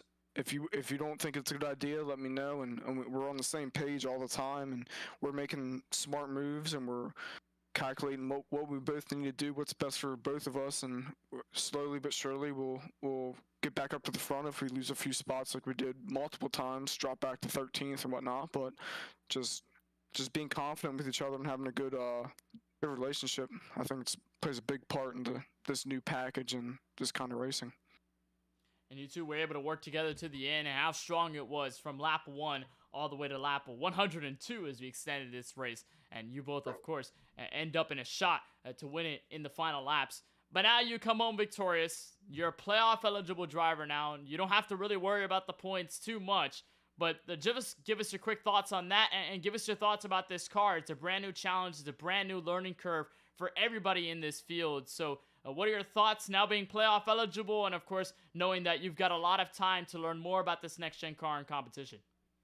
Yeah, locking in round 1 is so big, because now I can test the waters a lot more. I can push the car a lot more in these other races, and just try to dial in what I need to do in that championship run in those last however long it is, 5 or 6 races. Learning the car is going to be a big part. This is completely different from what we ran last season. Being 5 gears, different package, different aerodynamics, different brakes. Brakes are so big, especially coming to these short tracks and these road courses. It just handles so much different. It's gonna be a big learning curve, but now I don't have to worry about points or anything. Just I can push the car to its limits and see what it can handle, and hopefully you can transfer that into the playoffs. It's going to be a lot of fun watching you and the rest of the field accustomed to this next-gen car in competition for the rest of this campaign. But for you, no worries. You're heading playoff racing near the end of this season. You take your very first win in Season 4. Austin, before we let you go, to celebrate here from Daytona, is there anybody you just want to thank for making this all possible? Yeah, I got to thank More Than a Cape, and then TJ's team. It's a great foundation for kids with cancer. They raise a lot of money and help those families out. Teamer Designs, to make the paint schemes for I run every week, and we got to thank you guys. So glad to be talking to you all again. We had such a long break, and it was fun. I can't wait for next week. Well, we certainly appreciate talking to you once again, and looking forward to cover the rest of this 4-wide racing season here with this brand new car and a brand new schedule in tow. Austin, on behalf of all of us at MaxSpeedTV, we want to congratulate you on this win here tonight from Daytona Beach. Round 1 winner. You get to hold all the marbles until 1 week from now in Phoenix. We wish you the best of luck moving forward. All right, thank you guys. That is Austin Reedy, your race winner in the final laps here tonight from Daytona. And you heard it from him. No worries about the points. No worries about what's going to happen near the cut line. He is already playoff eligible with that win here tonight. We'll kick it back to P2, where you'll find the 53 of Kevin D'Elia, who's caught up trackside with our very own Francisco Bacallao. Well, Kevin, it was a hectic end to the race. It was a hectic sort of closing stages. How were you able to find yourself up in the front despite those early troubles and come away with the P2 finish? I'm gonna go with I don't know. It just kept my foot in it and kept following what line I thought was gonna go up there and just avoiding wrecks. It was pure luck. Yeah, we saw a lot of incidents to go down there in the last couple of laps, and not to mention, of course, the final lap, where we saw most of the back portion of the field get involved in that one, and it really opened the door up for the front of you guys. But in those closing laps, what was your mindset in trying to position yourself for this win? Because we saw you a little bit further back, but you also were able to try and get up through there between those cautions and try and nip and tuck your way up the running order to put yourself in a good spot on that restart. So how was that sort of like when you were getting down to crunch time? I mean, after I got wrecked, sitting all the way back there is kind of tough getting through the field, but with every wreck, a few more people, every wreck, a few more people, every wreck, a few more people. And the last wreck that set up the green-white-checker really helped me out and got me there. And, after that, it's, 2 laps to go at Daytona. You just let it ride, see what happens. That was a great effort by you, Kevin. And, before we let you go, a lot of people went into work in the offseason to bring out this brand new next-gen car. What were your thoughts on the next-gen car? And then you can proceed to give thanks to those that made it work. I don't know. Here, it just gives a lot of runs, and I think a lot of us need to get used to how this car runs in a pack. I think that caused a lot of checkups, a lot of headaches. Really can't push the pusher now with the curved bumpers. It's a whole different ball game with these cars. Also want to thank my friends over at Stonks Motorsports, especially Curtis Kelly and AJ Green and Colin Forrester. These guys, been racing with them for a bit, and it has been a blast. We appreciate you taking the time, Kevin. And of course, this was a really good result for you. We're not too far away from Daytona Beach itself, so I think some cake by the ocean could definitely be a good sort of prize consolation for coming away with such a good result. Definitely. That is Kevin D'Elia in the 53. Ends up P2 here tonight from Daytona Beach, Florida. Great result for that Ford Mustang as he ends up, you see it right there, just behind the 99 of Colin Forster coming to the final laps. He was in position. He made it work in the end of it all. We'll talk to the driver who ends up P3 at the end of it all. It is former Championship 5 driver from last season, Brandon Banks in the 88 cars. He joins us trackside, finishes, or actually rounds out the final drivers in this top 3. Brandon, how was it like, number 1, to work through the traffic, and number 2, how was it being in position near the end of this race in the final laps with the shot to win? It was very difficult. It was so bad. I don't know like I think Kevin and them were saying, it's just you got to really put a little more practice into this car. I think we're all just kind of trying to get used to it. We were trying to hang out in the back for a lot of this race because I think everybody was just kind of just trying to make too many moves. With the car, it moves around really good, and I think people were just kind of taking too much advantage of that and making moves they probably shouldn't have. So we kind of got into a little caution fest there. But I think for the most part, we tried to keep it clean to the end and save that fast repair just in case we had something happen. And it just worked out. Just kind of had a couple cautions go our way there at the end and got some track position. And we got up there. And luckily didn't get caught up in that little bit of mess at the end. So good finish. I'll take it. And you're one of about 3 drivers to not use their fast repairs all night long. So I think it shows the testament to how clean you guys were able to keep your cars, especially at the end of this race. But you mentioned how the car moves, how the car handles in the draft, and the moves that drivers are making. Talk a little bit more about this next-gen car. It's a brand new look for this series. It's the first time ever that 4Wide has decided to move to these next-gen cars, especially since the update that happened last week on the iRacing platform. So give us your thoughts on what this next-gen is like, at least from your experience so far, and what you expect out of this car, and learning more about it forward in the rest of the season. Honestly, I kind of like it, to be honest with you. I mean, it's before it was just a little too easy to drive. It's actually at the point where it's pretty difficult to drive now. So I think we're gonna have to put a lot of time in practice, and just kind of figure the car out. It's like I said, everybody's kind of on the same learning curve here. Could put in a lot of practice, and it's weird. It's the car is you got to drive it now. So it to me, I think that makes it a little more fun. It's not just kind of gas it and go like it was before. So I think we're going in the right direction with the car. I think they obviously we're going to make some more changes once they get a little more data on some of these intermediate tracks and things like that. But I think going forward, I think it's going to be a fun car. I said I think we are just kind of trying to fill it out right now and get it figured out. No doubt, a lot of excitement overall about this next-gen car and what it's going to bring here into this brand new season of 4Wide Racing Cup Racing, as we would call it. But, Brandon, before we let you go here on this third-place finish from Daytona, is there anybody you just want to thank for making it all happen? Definitely my Drinking Bros teammates. All those guys are great. So we race together every day. You guys, you got to put on a great broadcast. I appreciate what you do. Tyler, Reedy, all those admins in there that do this with us every single year. It's a great league. Like I said, if you're looking for a good league, it's a good one to be a part of. So besides that, just thanks to my teammates, and I appreciate everything everybody does.